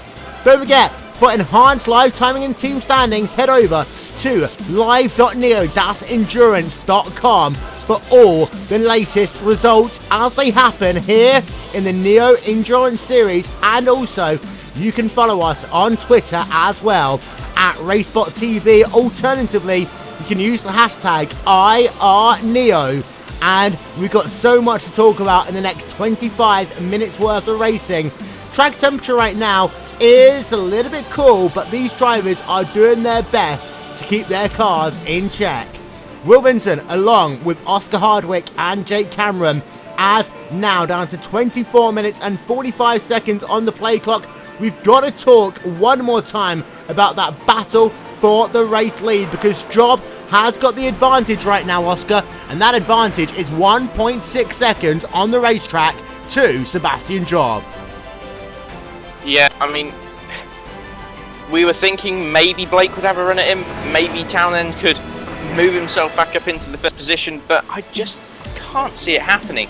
Sebastian had the consistency in the first stint, and I don't know, from how he's driven this race, it doesn't strike me that he's likely to be going and making any big errors anytime soon. So Blake's really going to have to up his pace if he's wanting to win this one. And with only 27, well, even less than that, 25 minutes now to go, I can't see it happening. But Jake, anything can happen in this race. We talked about it earlier on. We talked about how Max Backham had just an absolutely commanding lead, and then all of a sudden he threw it away. Job could do the same, Townend could do the same. You've got to consider Maxim Ramstein is thinking, these two guys, if they get out of it, I could potentially get myself a second place and even potentially still a win with 23 minutes left to go. Well, yes, Will, this is motorsport, and in motorsport, anything can happen. During that commercial break, though, we did also see Blake Townend run very wide in turn number 7. He flipped the grass, really got very loose. He managed to correct car. That's when he dropped back to about 2.5 seconds. But he's brought that gap down now to 1.5. So he did make that mistake. So maybe that pressure's starting to get to him. But definitely Maxim Ramstein, he's thinking, come on, guys, fight it out for me. Because he is in the best position if them two take a spin or both crash together. In the likely predicament, he would be our race leader, followed by the Ferrero. So them two drivers definitely hoping for some action. Meanwhile, Mike Venussen and Robert Pagoni, they are battling on the racetrack for P11 and P12 right now. Venussen was literally side by side as they ran through. And also, we've got to talk about everyone's favourite driver, Mr. Matt Orr, because he is scored in the 10th position right now, Oscar. What a great job by Mr. Empty Box. Yeah, and this is what we spoke about at the beginning. Matt Orr doesn't necessarily have the most blistering single lap pace, but you stick him in an environment where consistency is key, and that's where he shines. And that's what's going on right now. 10th position in this pro class with a quality of driver so high. It's a stunning job. And to be battling with the likes of Mike Venussen and Robert Pagoni, who have both been up in the top 10 during this race. I mean, fantastic stuff, as once again Matt Orr comes under pressure from Mike Venussen coming down towards the hair. Yep, potentially they could be side by side, but just not going to be able to make it work there for Venussen as they work themselves up towards the Corvette Bridge again. I tell you what, though, Orr didn't have a very good turn 5. That's going to allow Venussen the opportunity to put the pressure on as they work through the hurry down section of this racetrack, and really some great racing going on through the field. Of course, we weren't able to talk about it too much at one point. In fact, we're not going to be able to talk about it again, because I tell you what, Blake Townend is right back there, Jake, and the gap is now down to just 0.3 of a second as we've got 21 minutes left to go. Townend, is he going to be close enough to make a pass here? We're looking high above, not quite close enough in turn 5, but Townend is back on the attack. Yeah, one hell of a move he's been making. He has kept that throttle flat to the floor through every bend he's been going. But Sebastian Job did get held up going through the kink. Backmarker car, not giving him the inside line, not yielding to that blue flag. So he had to slow down and take the outside line. And that is really where Blake Townend got that advantage. He was in the draft, so that pulled him in. He had the toe that pulled him in into Canada corner. He got the gap down to 0.6 seconds over the line. It is now just about 2 car lengths as they come out of the carousel. They're about to come on to the back straight, through the kink, under the Hawk Bridge. This is going to be one hell of an exciting race. Will he be able to make it work? Into Canada corner though, I think he's a little far back as they come flat out there through the kink. Down now, into Canada corner, hard under braking. This is one hell of a race. Oh, he's going to go around the outside. Not quite close enough. He might try and get the cut under, however. And this is mighty, mighty close between these two drivers in the battle for the overall race lead. Now, Townend has got many tricks under his belt. Anything can still happen. And I'm thinking, if you are Blake Townend, do it in such a place, Oscar, that you will surprise your competition, because everyone knows you can pass hands turn 5. but let's not forget you can kind of pass down into turn number 1 as well. Yeah, and it's all about timing when you get to the back of the car in front. Because like you say, you get to the back of the car in front in a everyone knows you're going to make a move, throw the block, and you can't do it. You time it so you get onto the back of them just as you don't expect it, and that move's going to be done and dusted. And he's got a good run once again, and this of course is your battle for your overall race lead, but I don't think Townend's going to be quite close enough this time by. He's down to about 0.1 of a second. Will he try and go around the inside? He's mighty close. He's going to slow it down to the inside. Battle for the race lead. Not quite close enough there, Jake. No, this is one hell of a race, Will. We have got to keep our action on this. The rest of the field, they're all very close. So you look at 5th to 7th, they are very close battling as well. But this is the main battle. Blake Townend all over the back of Sebastian Job. He looks to the outside again there through turn number 8. Not managing to do it. They'll come down now. Just into turn number 8. Will he look to the inside? No, he won't. He's right on the back. Oh, that's a big wiggle though. That was a big wiggle. This is going to give the opportunity for Townend to potentially capitalise. There'll be lap traffic ahead of them as well as they come out of the carousel and will head themselves down into Canada corner. The gap literally is just about 2/10 of a second on the racetrack. The lap traffic will get out of the way. That won't be an issue this time by, but Townend is as close as he has ever been. Will he get the job done down into Canada corner? He's got just literally half a car length. Will he slow it down the inside? No, still not quite close enough, and that was a mighty good opportunity to try and make that pass. He won't be close enough through Bill Mitchell Bend to create the upset, but Blake Townend, this is the attacking Blake Townend that we know, Jake. Yeah, he is one hell of an attacker driver. Brilliant defensive driving there by Sebastian Job. He held that inside line. Blake looked to the inside though, into Canada corner. There was not enough room. He'd have gone to the right any further. He'd have been on the grass. So he then cut back to the outside, but he couldn't make it stick. They come across the line, and there is only 0.3 separating these two. As he looks to the inside again, coming into turn 1. Don't think he's going to be able to get it. He's going to sit back in behind him though. But this battle, Will, it's absolutely incredible. This race, 2.5 hours, it all comes down to this. The last 15 minutes, these drivers want this win. Oh, this is going to be incredible. This is going to be a great end to our race, and what a race it's been here. And again, you see that Townend has a good run out of turn 2 and that run down to turn number 5. He's right on the rear. This time he goes to the outside. Is he going to try and do the Nigel Mansell move of doing the cut across? No, he won't. He will be side by side. In fact, Townend had the advantage into the corner. Wasn't able to make it work on the outside line. Won't do the cut over this time. You're going to say there, Oscar, though, I think that Townend is just trying to make too many moves. And you've just got to set him up for that one decisive move, pull the band-aid off, and go back to the race lead. Yeah, it's such a tricky one for a driver to judge. I mean, dart across the track and you're filling the guy's mirrors. You're really showing that you're applying the pressure. It's a visual aid to getting you in front, maybe scaring the guy off the road a bit. But at the same time, you stick to your lines. You just try and turn laps. That's how you catch up, and that's how you can really very and sudden dive on someone and get the move done. But with his still, he is working on the racetrack, is Blake Townend. He's got a good run once again. We're on board of him as we come down to Canada. Once again, he's going to try and put it on the outside. Almost contact between those two drivers there with 16 minutes still running on the play clock. And I tell you what, there's still going to be a lot of excitement in this race between these two drivers.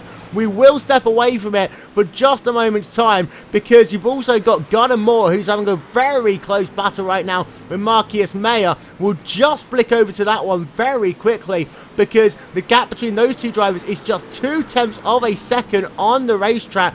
And right now, Mayer is under attack quite heavily from Gunnar Moore. But actually, Townend, this is as close as he's ever been. He might try and make the move down to turn number 1. The answer is going to be yes, he is. And we'll get to but not quite close enough there, Jake. Mighty close for Townend. He thought about going somewhere else. In fact, he's going to have enough to go down to turn 2. Again, not quite close enough. But he is getting frustrated behind the wheel of that number 157 Radical Steel Series machine. This is a brilliant racing from both of these drivers, though. But we look forward into the field and we see Rob Cuss. That is another Radical Racing driver. As Blake moves to the outside, we could see some team orders come into play in a minute. But Blake, round the outside, He's got the advantage. Will he be able to hold it? No, he won't. He comes to the cutback. He doesn't manage to make it. They go up to the hill, to the Corvette bridge. Rob Custo, teammate, could play a big part in this race win, no, Will. If he decides to manage some team orders or something, Sebastian Job could get held up and Townend could then break away. But this is going to be so exciting.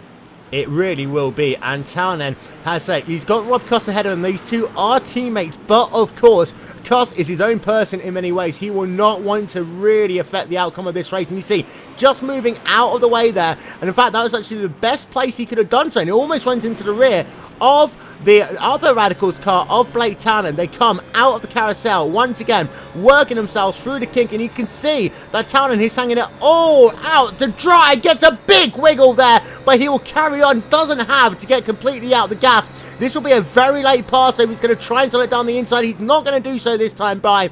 Blake knows better than that, but he's all over the rear as they come out of the corner. That is how close it is on your screens, ladies and gentlemen. And what a great race we have with 13 minutes and 50 seconds left on the play clock. Don't forget, let us know your thoughts about the race at RaceSpotTV, or alternatively use the hashtag IRNEO to stick involved with us. And of course, live timing and scoring is available as well. You guys know the details on that one by now, so we won't do it once again. But some great racing on board. Townend, once again, he's going to have to go around the long way. This is the same way that Picana made the move, actually, and Alexi Usiakola made the move even. And now, you see, he's going to get the cut back. Beautiful stuff, Townend. He'll have the inside line into turn number 2. He forced a mistake there from Job. Down to the inside he goes. Ladies and gentlemen, your new race leader could be Blake Townend, but they stay side by side for the time being. Great racing. Townend is not yet clear. He's not yet able to cut across, and Job could have the opportunity to come back on that run down into turn number 5. It will now be literally the last of the late breakers. Job could dodge a bullet here. He'll get the inside line and he'll go back to the race lead, but my God, that was close there, Jake. This is one hell of a race. It is hotting up now. Backmarking traffic, though, played a big part in that, because on the inside there, Sebastian Job had the tow from the driver in front, Marcel Bosman. He was given that tow, so he had that draft going into turn number 5. This is incredible stuff. Blake Townend, though, he's all got to do it again. He made a brilliant move there, made Sebastian Job make a mistake, and that was just enough. As we see that Sebastian Job gets held up there by a backmarker. Yeah, that backmarker goes off. That backmarker goes off the racetrack. Probably the best place for him to do so, to be fair. But that gap is again down to 3 tenths per second. And we have again got an opportunity for potentially Blake Townend to try something all over the rear of him. Once again, he's going to try. Yes, he will. He's going to try it once again. They're going to be side by side. Townend's going to have the advantage. Down into Canada corner. Townend, will he get the job done? Almighty close between them. They will stay together through Beamutual Bend. You do not want to go side by side through here. And finally, Job relents. And Blake Townend is once again your new race leader. What a pass that was. And they were side by side through Canada corner, but thankfully that time Townend was able to come out in front. But great racing still, Oscar.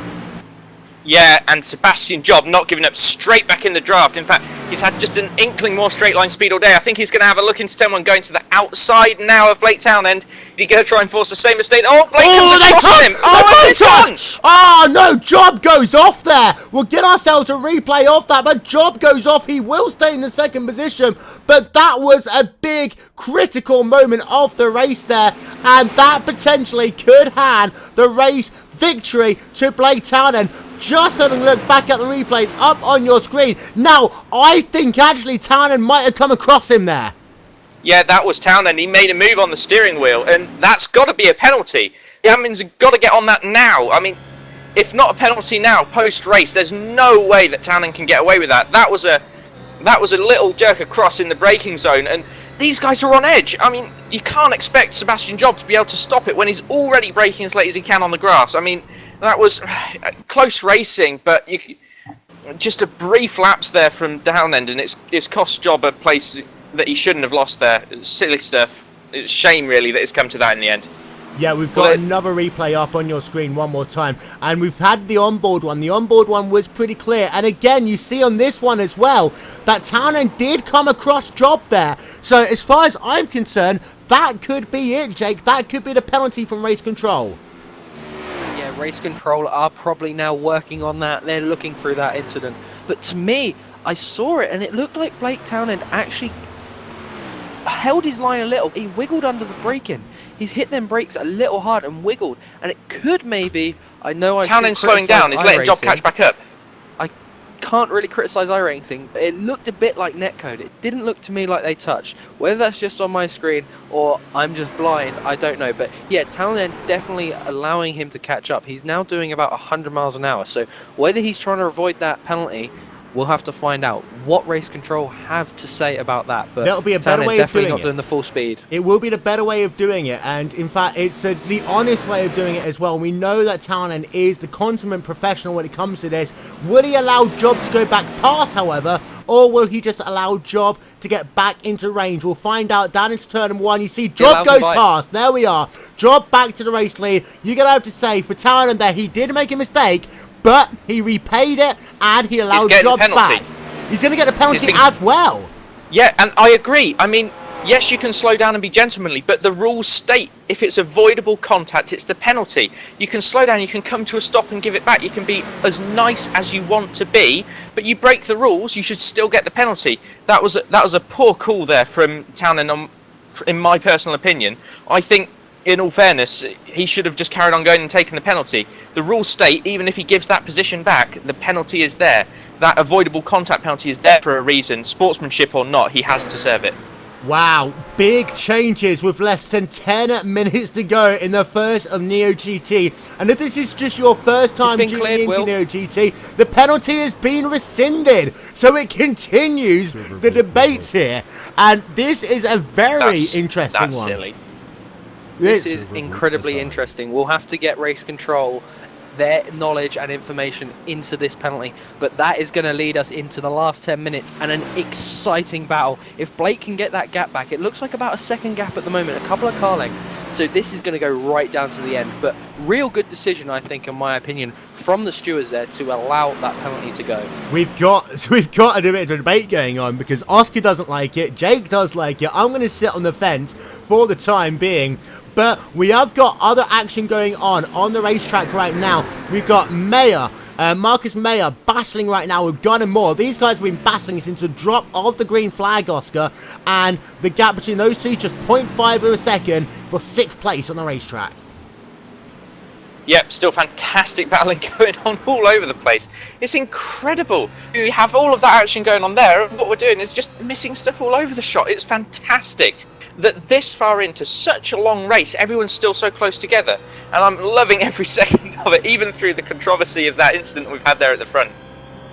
And even out front, the gap is closing down once again. It's about 0.4 of a second on the racetrack. Mayer, he is putting the pressure on. He's not quite close enough, and also he's got Nick Thiessen behind him as well. Let's bear that one in mind, because those guys are going to be mighty, mighty close once again as they come down into Canada corner. The three of them literally separated by about 0.5 of a second each, kicking up dust as they come out of Canada corner. And we've got 6 minutes and 30 seconds left on the play clock right now. Anything can still happen in this event. I don't know what to talk about next, because you've also got Finucane, who's putting the pressure on Bagormi right now in the battle for the 10th position on the racetrack, Jake. Yeah, definitely. This is really starting to hot up. But also something we missed for the fans of Matt Orr on the racetrack. He's now dropped back to the 24th position, and he has a load of front-end damage. So as we've been watching that battle for the 1st and 2nd position between Townend and Job, Matt Orr has had a big off. Whether other people have been involved in this, we'll have to find out later on. But something has happened down towards this middle of the field. Top 10 he was actually running. So we'll have to find out about that. But to all the Matt Orr fans, he's dropped down to P24. So not looking to the end of his race. Yeah, not good there for Matt Orr, unfortunately. We'll see if we can get confirmation of what happened to him. But difficult times there for Orr, and he's had a tough race. He's had a very good first part of it, but it does seem to have gone downhill for him for the time being. And he did make a pit stop there as well. So it does look as though that is part of the reasons why he has dropped down the order by the look of it. Let's see if we can get ourselves a replay of Matt Orr, because he has had, to say, an off, and Yeah, he had one actually, I believe, just coming out of turn number 5. Let's get ourselves, see if we can get ourselves another replay of this. And this was down in turn number 5. He seems to have had an incident. Replay is coming up on your screen. Now, oh, actually a car. That was his teammate's car by the look of it. That potentially could have been Chenoweth, who he had a collision with. But Matt Orr colliding with a teammate there, Oscar. That's the last thing you want to have happen to you. Yeah, it's really just unlucky stuff, and a real shame for Matt Orr. Real crowd favourite who's had it fall away from him right at the end there, as you say. And these two at the front still going at it. 0.172, the gap at the line. So Blake Townend really keeping the pressure on. Yep, and with 4 minutes 30 seconds left on the clock, this could actually come down to when they cross the start-finish line. Because, of course, and you see Townend going to go to the outside as well. Once again, not quite close enough. Will he try and do the cut under again? He's tried this one before. He made it work, but he's not going to get the job done there. Out of turn 5, down towards turn 6. He'll have to be mighty brave to get the job done. No, he won't. And you see, we were on board with him there, but still great racing between these two drivers. With less than 4 minutes to go, you've got to bear in mind though, Jake, that when the play clock runs out, that isn't the end of the race. They then finish the lap they are on, and we have seen Neo GT races before that literally, and I mean literally, go down to the guy crossing line just a couple of seconds before the end of the race. And if they have to do another lap, that potentially could mean one of these drivers might run out of fuel. Yeah, this could be either 2 or 3 laps, and it will be 2 or 3 laps of the non-stop best racing we've seen so far. But I've just got ruling as well, Will, on that incident from Igel, and he has said that Blake restored the order of the race at the time. They both lost time. Going to interrupt you because they're side by side. No, carry on. He restored the order, which means he then gave the advantage he gained back, which in the ruling states he has not made an offence as he has given the position back. So that is the official word from race control. So there we are. There is our ruling on the field, so as to say. Not quite NFL season, but we can start thinking about it. Townend just literally about 0.1 of a second back as they come past the line. You see immediately Job trying to defend there. That potentially could have been blocking there from Job. Round the outside, Blake Townend will go. Will he get the job done and to turn 1? The answer is going to be not quite close enough, but I think, oh, the two almost go off again there. They're going to say side by side, coming out of 1, running it down into turn number 2. Mighty close racing. Here comes the cut under, but Townend's not quite close enough. We'll get ourselves a replay of that move in just a moment's time, because I think there might have been a bit of blocking there by Sebastian Job, Oscar. Yeah, well, blocking a little bit. I mean, he went over a car that wasn't alongside. I think that Here he comes. I would almost just put down to good racing as they go side by side once again. This time Townend with the inside, and I think, is he going to get it done? Well, he's going to stay alongside for the following corner. Yep, side by side as they come underneath the Corvette bridge. Who's going to get it? And the answer is going to be they stay side by side. What great racing is this? They'll then come down into the hurry downs, and Sebastian Orr will get that position back for the time being. Let's try and get ourselves a replay of what happened at the start-finish line, because it was a mighty, and I mean mighty close between them. And I'm not quite sure about it, but I think Townend actually was just very close to making it happen there. And we're going to go on board with Blake Townend to try and get this one done. You see, he tries to go down to the inside. They actually know there just wasn't a gap for him. That's what it was. He tried finding a gap that just didn't exist. And that is why Townend, he wasn't blocking there by Job. It was just Townend who just wasn't able to find the gap that he was trying to look for right on the inside wall. But they'll come back down into Canada corner one more time. 1 minute 15 left on the play clock. What we do know is that the next time they can pass the finish line, it will be the white flag in hand. And anything can happen on this final lap. We'll keep it with your 2 race leaders. You got Sebastian Job in the race lead right now in the 185 car. You got Blake Townend in the 157 car. Ladies and gentlemen, this time by the white flag in hand. 1 more lap to go. 4 miles around Road America, and it starts right now. Yeah, fantastic stuff. I think they might even come up onto this group in front as well, so back markers could come into play. There's still, you've got Blake Townend looking left, right and centre into the braking zone of absolutely every corner. In fact, someone's just gone off in front of them and come back on. I don't think that's going to cause any big issues for the time being. Blake Townend incredibly close under braking, almost trying to intimidate Job off the track now.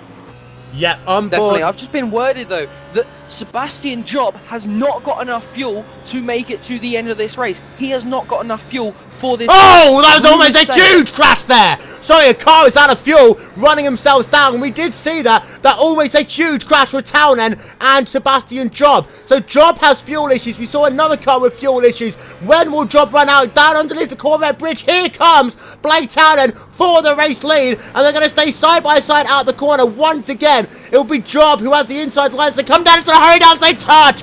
But still, Townend able to keep on going. It's Burrow time right now for Sebastian Job. Has he got enough to go down the last mile and a half, 2 miles of this event? A car spins out behind him as well. That's one of the Radicals cars. We'll come back to that one after this race is complete, because Townend has got himself now just 1.5 miles to try and get the job done. The checkered flag will be out the next time they come past the start finish line. The time has elapsed on timing and scoring. It's going to be mighty close. Who's going to get the job done? Here comes Townend down to the inside. They went 3 wide there through the King, and Townend will have the inside line, and his pass on the run down into Canada corner. So it will look as though it will be Blake Townend with now just 2 corners left to go, who takes the race lead away from Sebastian Job. Will Job have enough fuel to get to the line? Because he can't roll up the hill then roll back down. He will have to try and coast it for the final corner and potentially get himself that P2. But Blake Townend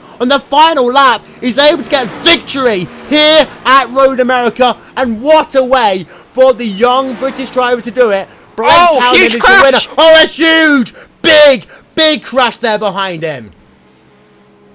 We'll get a replay up on your screen. Was that Sebastian Job involved in that? Yeah, it was. There we are. Oh my goodness, it's carrying on. Wow. He was trying to get a push. He ran out of fuel, and the back marking cars all behind him just all piled into the back of him. Lucky they all managed to cross the line, though. But it's continued on, and they're still wrecking across the line. I don't think drivers have actually seen that there is a yellow flag on their screen. So yeah, you see Job slowing down there just as he comes past. Actually, no, it wasn't Job actually started that. Job was one that is collected in it afterwards. Job was running out of fuel, and I believe it's one of the pink cars there who was involved in the incident. That's a rather balmy one that went on there, because Job wasn't involved in the initial impact at all. I think it was someone actually trying to avoid Job who was involved in it. Let's get another replay up on your screen. In fact, yeah, it was one of the pink cars who did it, and that caused the incident. And actually, Job, who was so low on fuel, was just caught up in the collateral damage there, and he was backwards past the start-finish line, Jake. That is an incredible finish. I actually thought Job was trying to get a push maybe from one of the drivers because he was out of fuel and weren't thinking he was going to make it to the line. But yeah, watching it back now, you can see that I think the drivers behind are just trying to turn into each other actually to make it across the line before the others. That is a very dirty move if that is the case, and that will be reviewed by race control. But that's what it seems to look like now, Will. I don't know if you and Oscar will agree, but they've tried to turn into each other to allow each other to get over the line before each other for their position. NASCAR in Neo, Oscar? Yeah, I'm not sure. I mean, we don't know what's going on inside their heads. I mean, it looked like everyone just sort of came to the same bit of track at the same time, and you got a few hundred meters to the line. I mean, you're not thinking quickly enough to make the right decision, so I'm not going to put that one down to dirty driving, I don't think. It's that point in the race, and it tends to happen from time to time. A shame that it did, but not the end of the world. As they say, if you're not first, you're second. Or third. That was meant to be my line. There we are. Oscar had that one lined up from the start of there, Will. We had a deal on, but you've just taken it away from him now. Oops, what a shame. There are still cars who are just coming themselves parts to the start-finish line. We'll get confirmation of final race results in just a moment's time. You see, cars are just on their cool-down lap right now. We do have to apologise to some of the AM drivers, especially the last 45 minutes. We did say when we're on commercial break we're going to talk about them a little bit more, Jake, but then after that battle with Job and Townend, we just couldn't get away from it. Every time we moved away, the guys just got back into a fight again. Yeah, we even tried to mention on that 4th, 5th and 6th battle, which actually ended up as Ferreira in 4th, Yamin in 5th, and Moore 6th, Malis 7th, and Nick Thyssen in the 8th position. That was brilliant racing from them as well. We missed it, and we're sorry that the viewers missed it. That battle at the top 2, that was something different. That was racing at its best on iRacing, and that's what I think viewers would have rather seen. And I think us as commentators would have rather commentated on exciting door-to-door paint trading action. What a race it has been here today, Oscar. Just crazy, spellbinding. I mean, let's not forget as well, Mac Backham threw this race away, and this battle for P2 became a battle for the race lead, and those two guys just did not want to give it up at all. Yeah, you're completely right. I mean, with those guys at the front, I don't think I've ever seen such fierce racing in an endurance race like that, and I'm sure that there'll be ever ongoing discussions about the penalty, although the admins did make what seemed to be the right call in the end through their own rule system. But it's just stunning stuff, and sportsmanship from both drivers on incredibly high levels. I'm very impressed, just very excited by it all. I think I'll be looking forward to the next round. Should we run through your final race results? Yeah, why not? So then, here it is, your final race results from this, ladies and gentlemen, the first round of the 2014 Neo GT Series here on RaceSpotTV. Confirmation, Blake Townend gets the job done over Sebastian Job by 4.8 seconds at the line. So the Radical Steel Series team beating Apex Racing Team 2 at the line. Sport Racing's Maxim Ramstein in third, Patrick Valente Fierro in fourth, Ahmed Yamin fifth, Gunnar Moore, Marcus Mayer, Nick Thiessen, Sebastian Muschler, and Robert Begormi round out your top 10. The top 10 drivers are all represented in the pro class. We don't get to any of the AM drivers until we get outside of the top 10. In fact, our first AM driver was Sean Lees for Radical Simulay. That's a separate team for the Radical Steel Series team, who came home in the 15th position.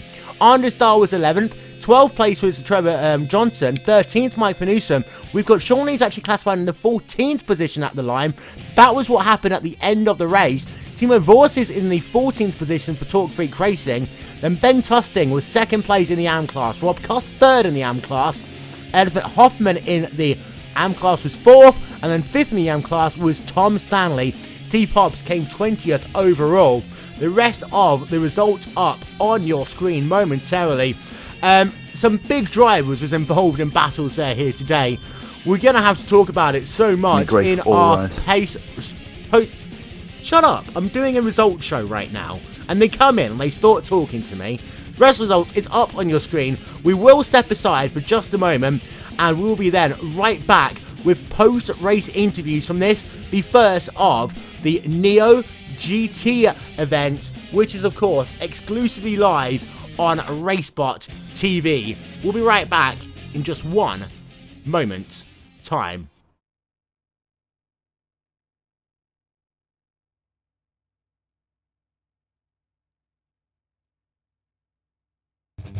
Simulated racing can be awesome, but it can also be kind of a free-for-all. Interestingly, auto racing faced the same problem in its earlier days. Whether it was on the back roads, the beaches, or the city streets, the racing was fun. But there was always a certain level of chaos and danger, until some folks came along and put some order to all of this. Stuff like official racetracks, regulations about weight and equipment, and enforcement of standards. That's what gave us high-speed excitement, fast-paced action, and photo finishes. That's when racing became racing. The guys over at iRacing.com have made the same transformation in the world of sim racing. Sure, they've got the most accurate tracks and realistic cars out there, but that's just the start. See, iRacing analyzes the performance and results of each driver in every race, so you can be sure you're always placed in races where the competition will be tight, and that those reckless drivers who ruin it for us all are kept in the pits. Not to mention that with over 45,000 active members already in their vast community, you can find races day and night, so you can always get in on the action. You can even join a league of your favorite series. And since updates are always automatic, you don't have to worry about software and can focus on the track. Zip up your fire suit and check out iRacing.com.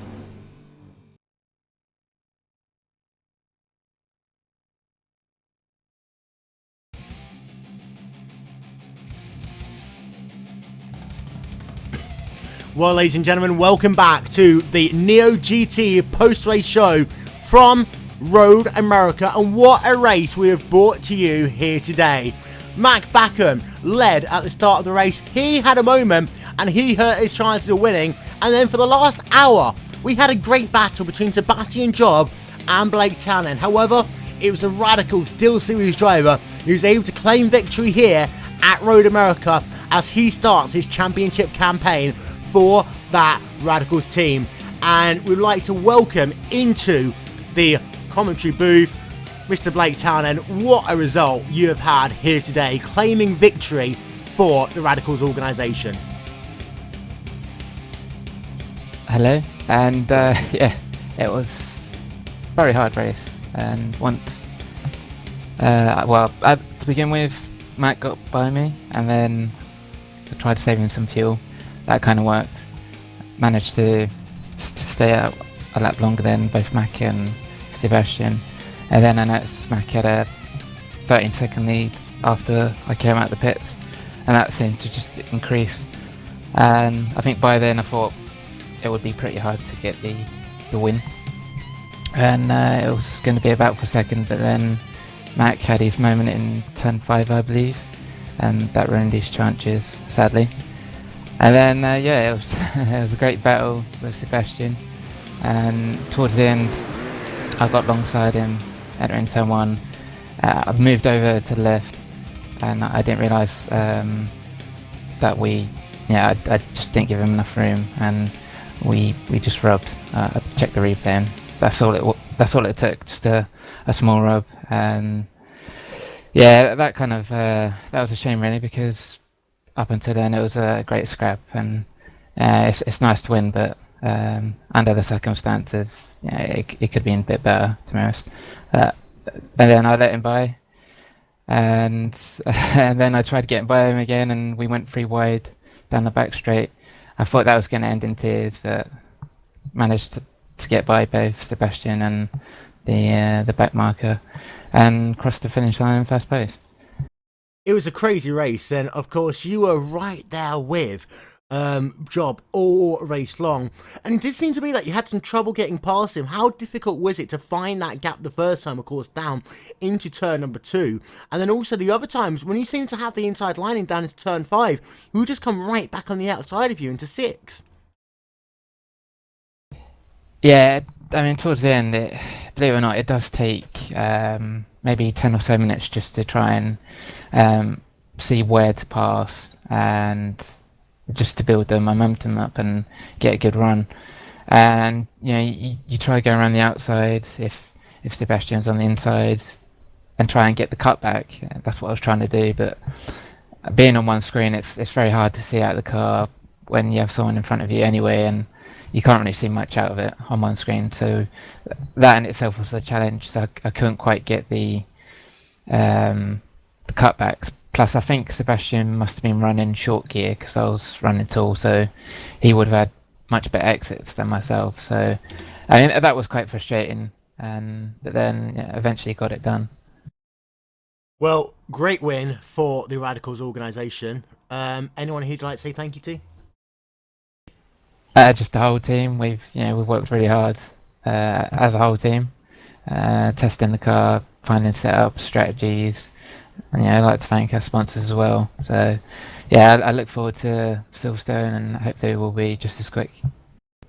And also good racing with Sebastian. That was great respect out there. Well done, Blake Townend, claiming victory in the first of the Neo GT events of the year. Going to hand it over to Jake Cameron. He stood by with the guy who came home in the second place, Sebastian Job.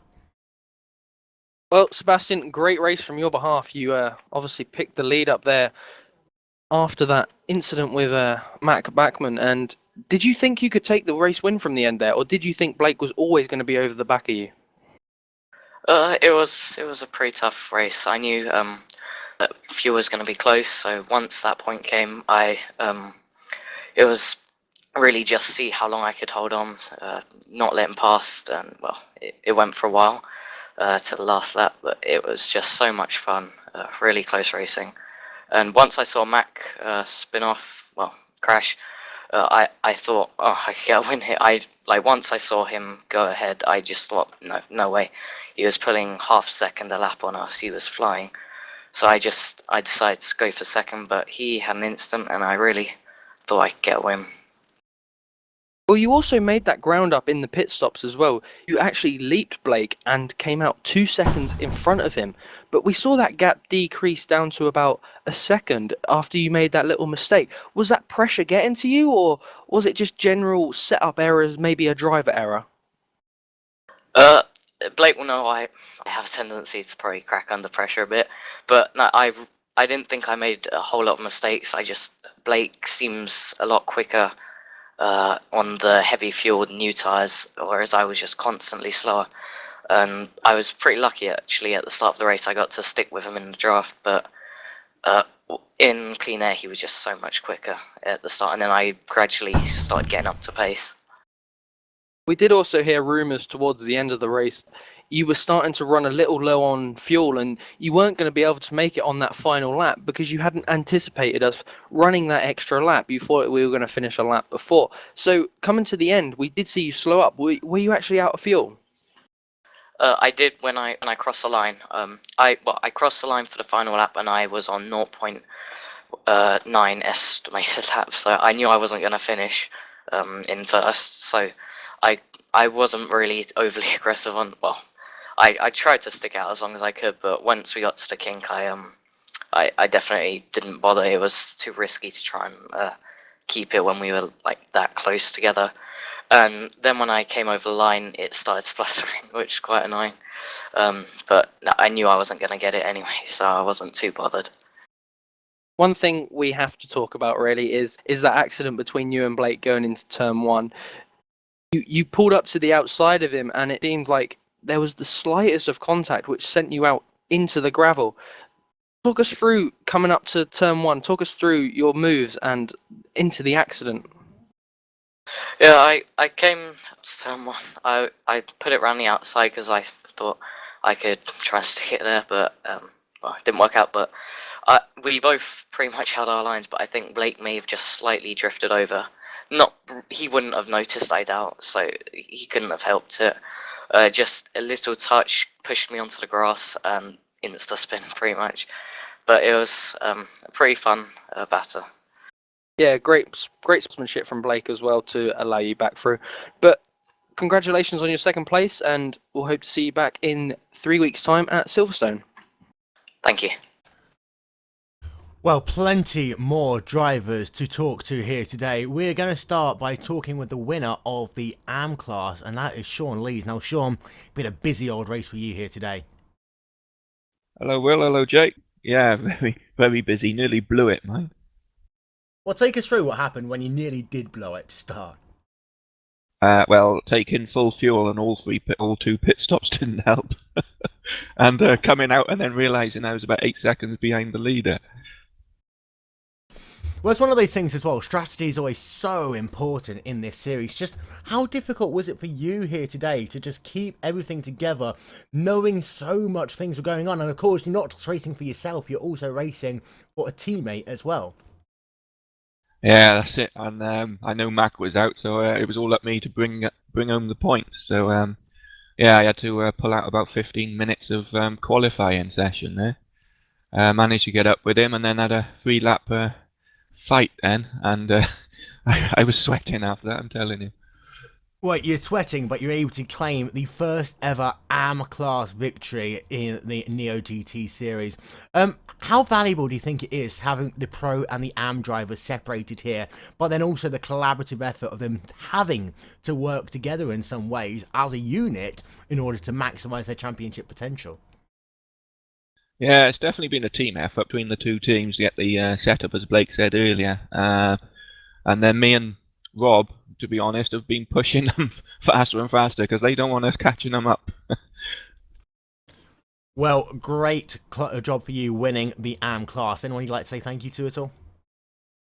Yeah, just the team and everyone concerned with Neo. Great racing, lads, the drivers. And Andy Kay, our team manager, he's always there for us. Does anyone actually call him his proper name?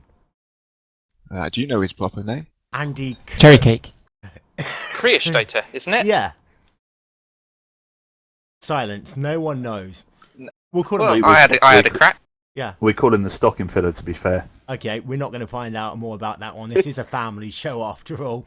But congratulations to you, Sean.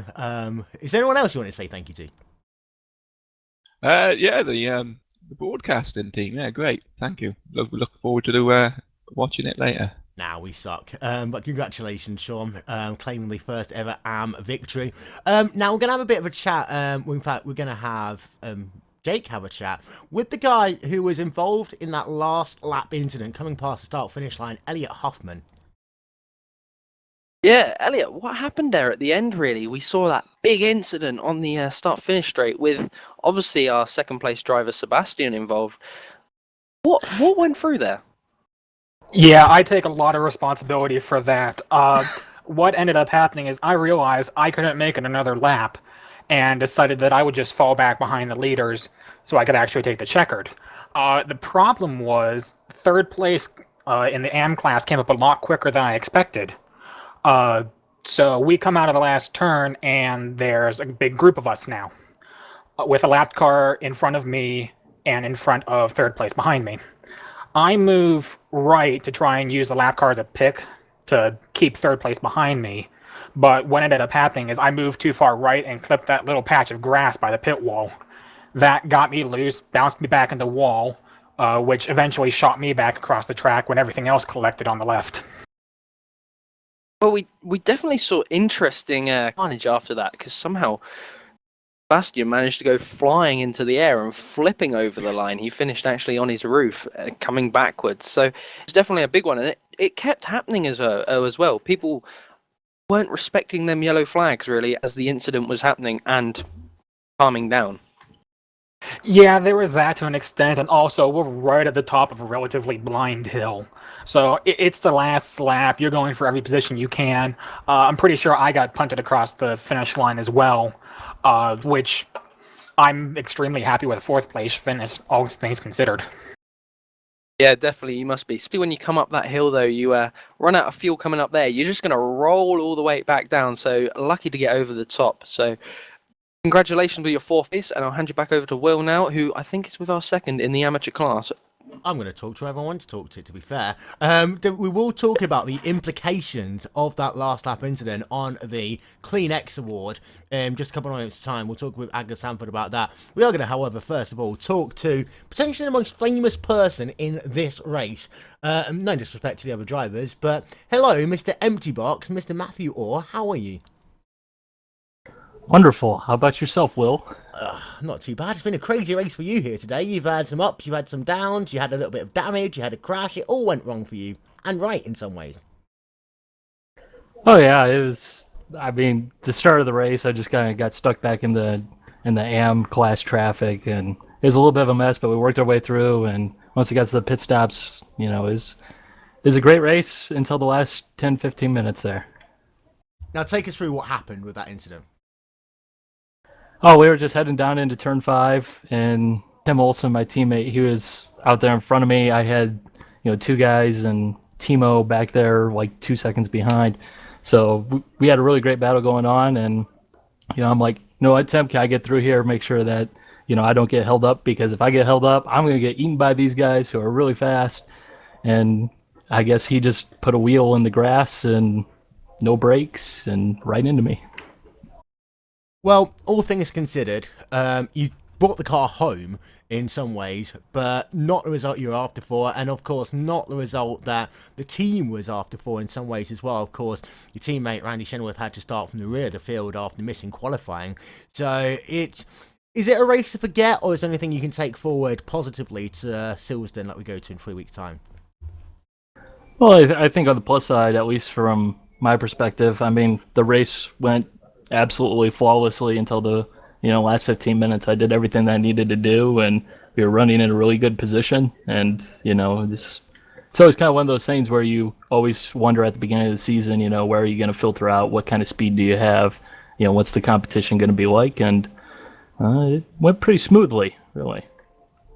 Well done, Mr. Empty Box, for having a good race up until that point, and we'll see you in 3 weeks' time at Silverstone.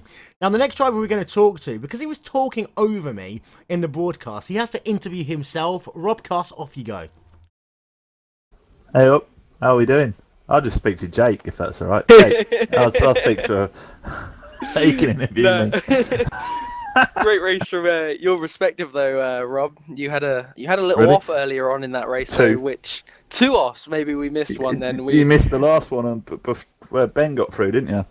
Literally last lap, 2 corners before the end. We were focusing on that first and second battle, which, to be frankly, was more exciting than probably you running wide.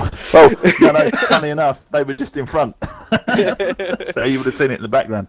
But you definitely had an interesting race. You ran a solid race, especially for an amateur driver. You had a really good qualifying, beating some of the pro drivers as well.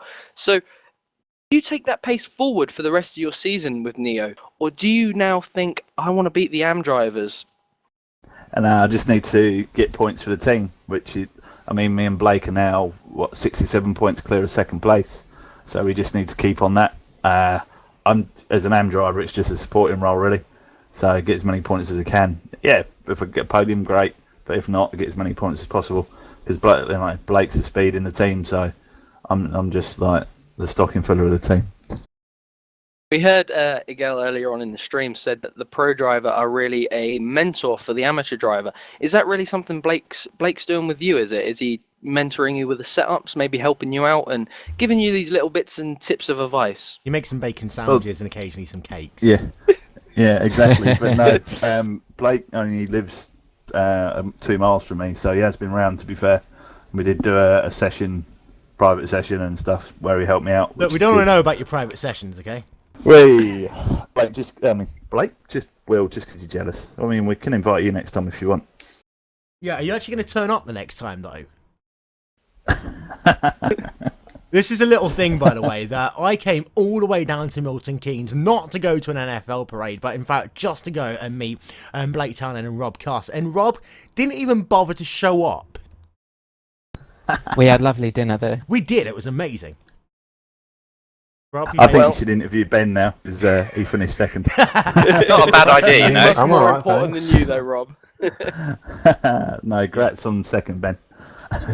You hunted me down like a shark looking for its little prey. I didn't think I would have passed you because the BMW was just too fast down the straight compared to the McLaren, really. I bet you went way when you see me spinning around like a muppet. I did actually. I screamed. So no, good job, buddy. In fact, Rob, are you going to actually interview, seeing as you are kind of a commentator, are you going to interview Ben? Yeah, I can do actually. That's not a problem. Other than filling my rearview mirror for a lot of the last few laps, how did the rest of your race go? Well, it started off crappy, because at the third corner I actually spun, so I was around 46th, I think. So from there on, it was just trying not to crash and just try and do my lap times really. But the BMWs were just really fast down the straight, so it was quite hard to actually do anything really. But when I got some clean air, I could push and make up some places really.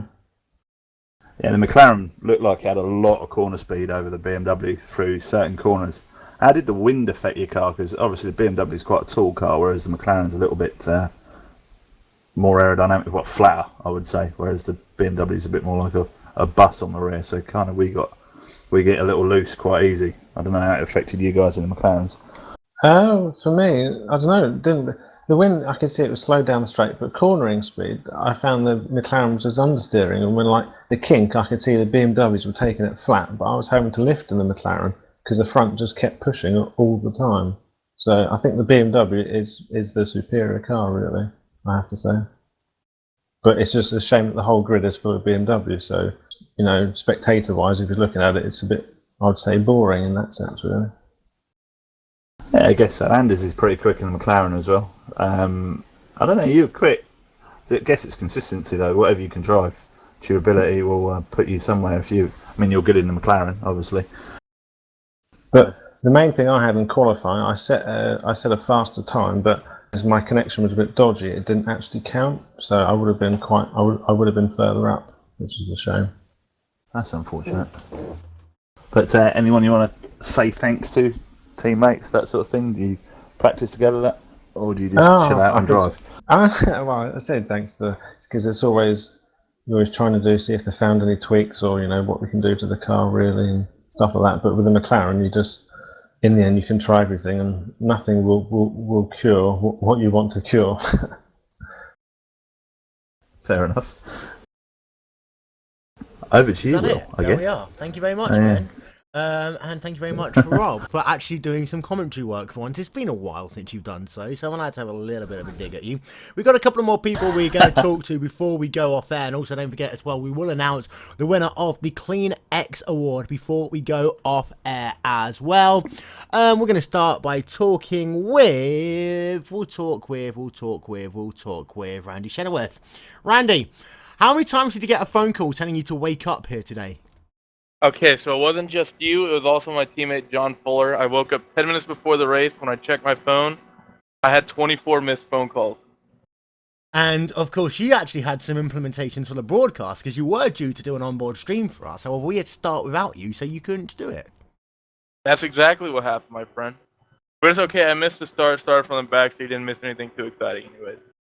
But overall, you just missed my driving. Yeah, we missed your driving a little bit. We saw you involved in the wars here or there. You finished 2 laps down in the end, but take us through your race. Missed the start. Started from the pits, obviously. Early on, I got caught in that right-hand kink, going through the hurry downs twice. And the car wasn't too bad. It just had a little bit of aero damage, and over the lap, it was about a second slower, just some speed down the straight. After the pit stop, I got the pace back, and more or less just second stint and the third stint were fine. And just try to stay clean and push, try to make up as many spots as I can. I think considering where I started, in a couple spins, I think where I finished was, 32nd? I think I am quite happy with that, to be honest. Well, what are you going to take to your next race when you go to Silverstone in 3 weeks' time? Silverstone, I think, will be a little bit better for the boys in the McLarens than it was this week. There's some faster corners that'll suit the BMW, but the straights are shorter, and there's a couple slower sections where the McLaren generally seems to be suited, so it'll be interesting to see how that works out. But than that, it's basically going to be practice and then doing more strategy work and try to have as good of a race as I can. Try to not put too much time into that IndyCar so I can have some pace in these things. Well done, of course. You're trying to race, of course, IndyRacing.com, Indianapolis 500, which we will be bringing to you live, of course, on RaceSpotTV. Randy Chenoweth, thank you very much for joining us here today. A couple of my people to talk to, that I'm aware of anyway. We are going to have a quick chat with Marcus Mayer. Now, Marcus, you've had an interesting race here today. You came home in the end, when all was said and done, in the 7th position on the racetrack in that AAA Racing Team number 106 machine. Yeah, I did. I thought I could finish 5th, but it was 7th. So, but still, I'm happy with that, given the competition we got here. It's been big competition. You're right there in the wars pretty much all race long. Take us through your race and just how difficult it was for you in that pack of cars. I don't know. I don't really remember everything correctly, but I think the first lap was really tense. There, I lost 1 position, but that was okay. And we were stuck behind Stefan Muisela in the Porsche and Understart in the McLaren. Well, they were at a similar pace, but at the straight, somehow it bunched up because those cars I felt were really, especially the McLaren, are slower than the BMW on a straight line. So that made for some interesting situations in the beginning. Well, yeah. Yeah, when all was said and done, you came home 7th. You said that you are kind of happy with that when considering the competition field, but do you think that you could have done a little bit more? And are you happy, really, with what you've achieved as far as the championship goes? Well, I haven't had anything concerning the championship because my teammate couldn't connect because he had internet problems. So we essentially scored 0 points, so I'm really disappointed. Championship point wise, but well, speaking of my personal result, yeah, I think 5th place was where I wanted to be because after my last pit stop I was ahead of Amjad Yaman and who else was it? The guy Ganamur, yeah, and I could gap them at the beginning. I think they took fresh tires. I didn't, but somehow Amjad could recover and overtake me, and also Gunnar, and then I got 7th. So, yeah, it was okay. Well done on claiming 7th place overall, ladies and gentlemen, Marcus Mayer. Now, we're having a little bit of an argument right now over which one of us is going to talk to Race Control and Egil Sandfield. So, Egil, I'm going to put the question to you. Would you rather talk to me, Will Vincent, or that guy, Jake Cameron? Definitely Jake. Fine. Oh, Will. I'm sorry. There we are, ladies and gentlemen. Sorry, the broadcast is over. I'm just hurt that I was left out of that decision. Oh, say yeah, or Oscar Hardwick. Then Oscar. There we are. Oscar, off you go. Well, I guess we can just start out by asking you your opinion on how successful you felt the first event of this new series at Neo was, and like from our point of view, very exciting. But how was it for you guys in the race control? I'll keep it short. I was really surprised and positively surprised to see, especially the AM class doing as well as they did. We didn't really have that much to do in the first hour or so, and everyone was really taking it easy. So I'm positively surprised, you can say. Yeah, and we saw you doing quite a lot of the live marshalling that's advertised with the series during the race, and I mean we saw some for contact, some for unsafe pit release, and how many of those were reported to you, and how many did you guys actually manage to keep on top of yourself? Could you rephrase that question? I don't understand it. In terms of the in-race, the live penalties, how many of those came through protests, and how many did you guys spot yourselves? Now I get it. Good question. About half of them, I would say, was coming from protests, and yeah, we kind of stumble on incidents ourselves from time to time. We don't just sit and post images to Twitter all the time. Yeah, and obviously there's quite a lot of sort of a brief controversy over the incident involving Blake Townend and Sebastian Job, where you originally gave the drive-through but then revoked it, and you gave a reason that Jake voiced in the broadcast, but a pretty tricky situation for you guys to be put in. Yeah, that wasn't an easy call. We wanted to penalize Blake for pushing Sebastian out, but when we issued the penalty, we saw that Blake was actually giving up the spot to Sebastian. Plus, they both lost time with this incident, so they were both penalized plenty from that incident. So, and we want to see good sportsmanship, and we want to see close and hard racing. And the only way we would get that until the end was to not penalize Blake any further. So, yeah, he was penalized plenty from that.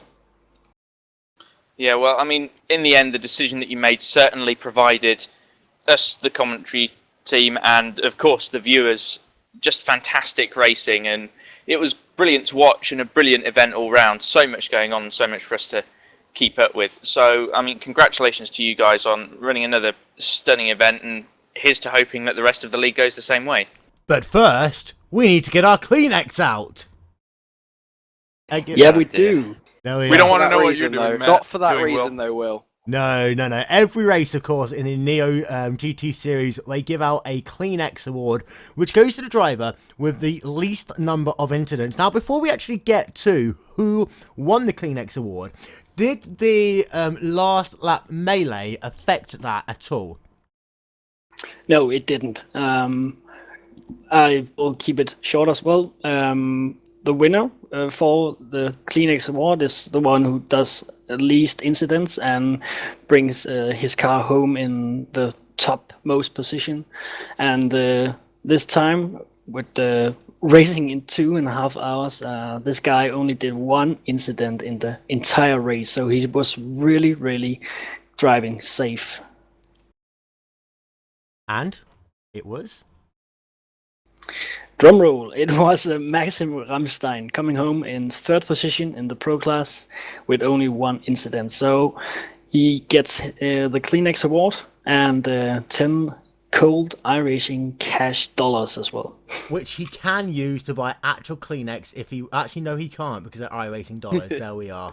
iRacing don't have them on the service yet. They don't, no. However, we should add them as a sponsor. Soon, yes, indeed. Thank you very much, Egil, for not only, of course, awarding the CleanX Award, but also for, again, the great work that you're doing on Race Control. You've done it now for 3 years, and it's been great to do this series with you, so thank you once again. Ladies and gentlemen, round of applause for Mr. Egil Sandfield. People can't touch It's like, everyone's on push to talk. That was a very poor decision. Wait, I can do it. There we are. Very quickly before we go, Anders Dahl has just come to have a quick chat with us. Off you go, Jake. Well, you had you had a really good race at the start there for about the first hour and a half, Andreas, but you seemed to have a little issues when you took into the pit lane. We did hear things that the McLaren did hold more fuel, but it was the less economic car out of the three. Yeah, I think I could drive 28 laps compared to the BMW's 27. But when I pitted, I don't remember when, took the pit limit off. So when I exited the pit, I was just full throttle, and that cost me a stop and go. So that is the reason then we saw you drop from that P10 position, battling with the likes of Moore and also Morena and people that were all with that battle for about the whole race, to be honest. We saw you drop back to P27 and you didn't really seem to go anywhere from there. You just sort of sat and you turned stale. I think I finished 11th in the end, so I must have gone somewhere. But it was, I don't think I could finish more than 8th or 9th if my race was good, because the McLaren was simply so much off pace. So yeah, that's something to look forward for next race. Maybe I'm a bit faster there. Yeah, definitely the McLaren is more of a top-end speed car, and Road America only got really 2 or 3 big, long straights that the McLaren can excel in. So we hope to see you back at Silverstone in 3 weeks' time, where it should be a better track for McLaren, and hopefully you can improve on your result from today. Hopefully. Is there anyone you'd like to thank and congratulate? Congratulate to the winners, of course, and thank you for doing this race, to the organizers. Well, there you have it then. That is our interviews concluded. Have we missed anyone out, by the way? Don't think so. Nope. Actually, Dexter. Yeah, Dexter didn't race, did he? No. Did he not? I don't know. No, there we are. You see, this is why Interview him anyways. Yeah. Hey, Dexter, was how actually was the your team captain of 49? Yeah, Dexter, how was your race not racing? Well, first off, excuse me for the absolutely terrible mic quality. So if it gets too bad, feel free to just cut me off.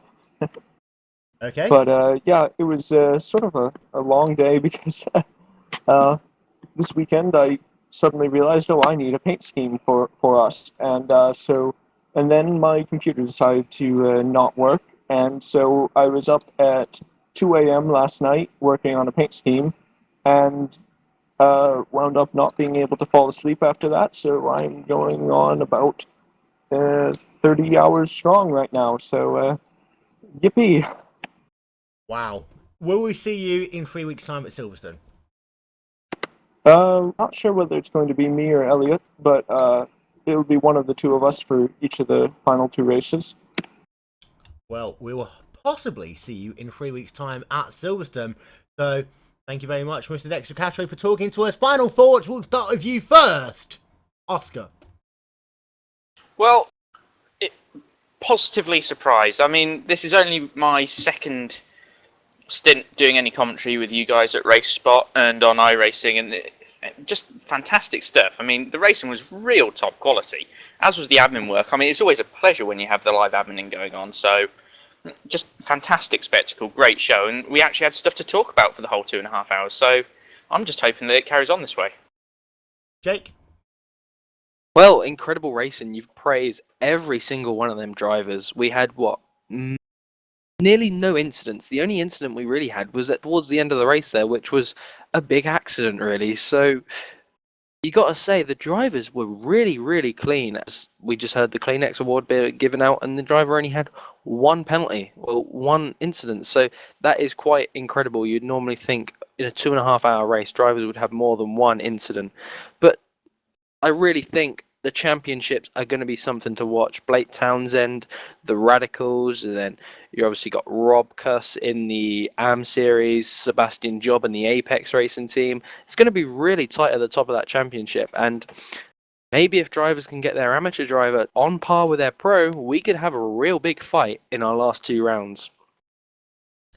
By the way, before we go, I'm going to have to do this publicly. It's Town End. There is no S in it. There we are. And one that I've put, you've been calling Anders Dahl, who's done a fantastic job in the McLaren, Andreas all race. So apologies, Anders. You'll love listening to that one back, thinking, who's this Andreas? I'm not we Swedish. blew it! For anyone who watches Fox, in fact, if you're one of the 14 people that watches Fox Sports Live, you know they do a segment at the end of every broadcast called We Blew It.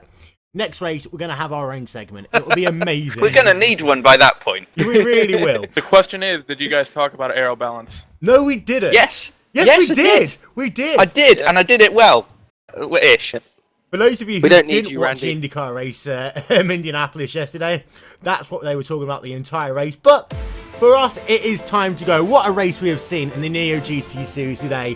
One of the most successful GT series in all of racing. It's back, and it came back with a bang. Yes, they had a big crash, but that was at the very end of the race. Normally you have them at the very start, but we had 2.5 hours of great, intensive racing, and when all was said and done, it was a pass on the last lap of the race that got Blake Townend to victory lane here in the Neo GT series. Congratulations to him. Congratulations to the AM winner, Sean Lees, and also congratulations to Maximilian Ramstein for claiming the Kleenex Award with just 1 incident point in 2.5 hours worth of racing. We'll be back with the Neo GT series in 3 weeks' time as they head to the second round of the championship at Silverstone.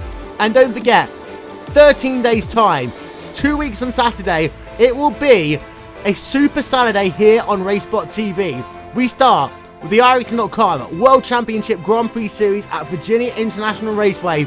Then we head back home again to Indiana for the 5th running of the iRacing.com Indianapolis 500, my favourite event of the year. It'll be yours as well. Enhanced coverage from 1:30 PM Eastern Time. Myself, Will Vincent, from Oscar Hardwick, from Jake Cameron, all the guys at Neo GT. This has been a RaceSpotTV presentation of the Neo GT series, and we will see you all in 3 weeks' time. Thank you very much for watching. Goodbye.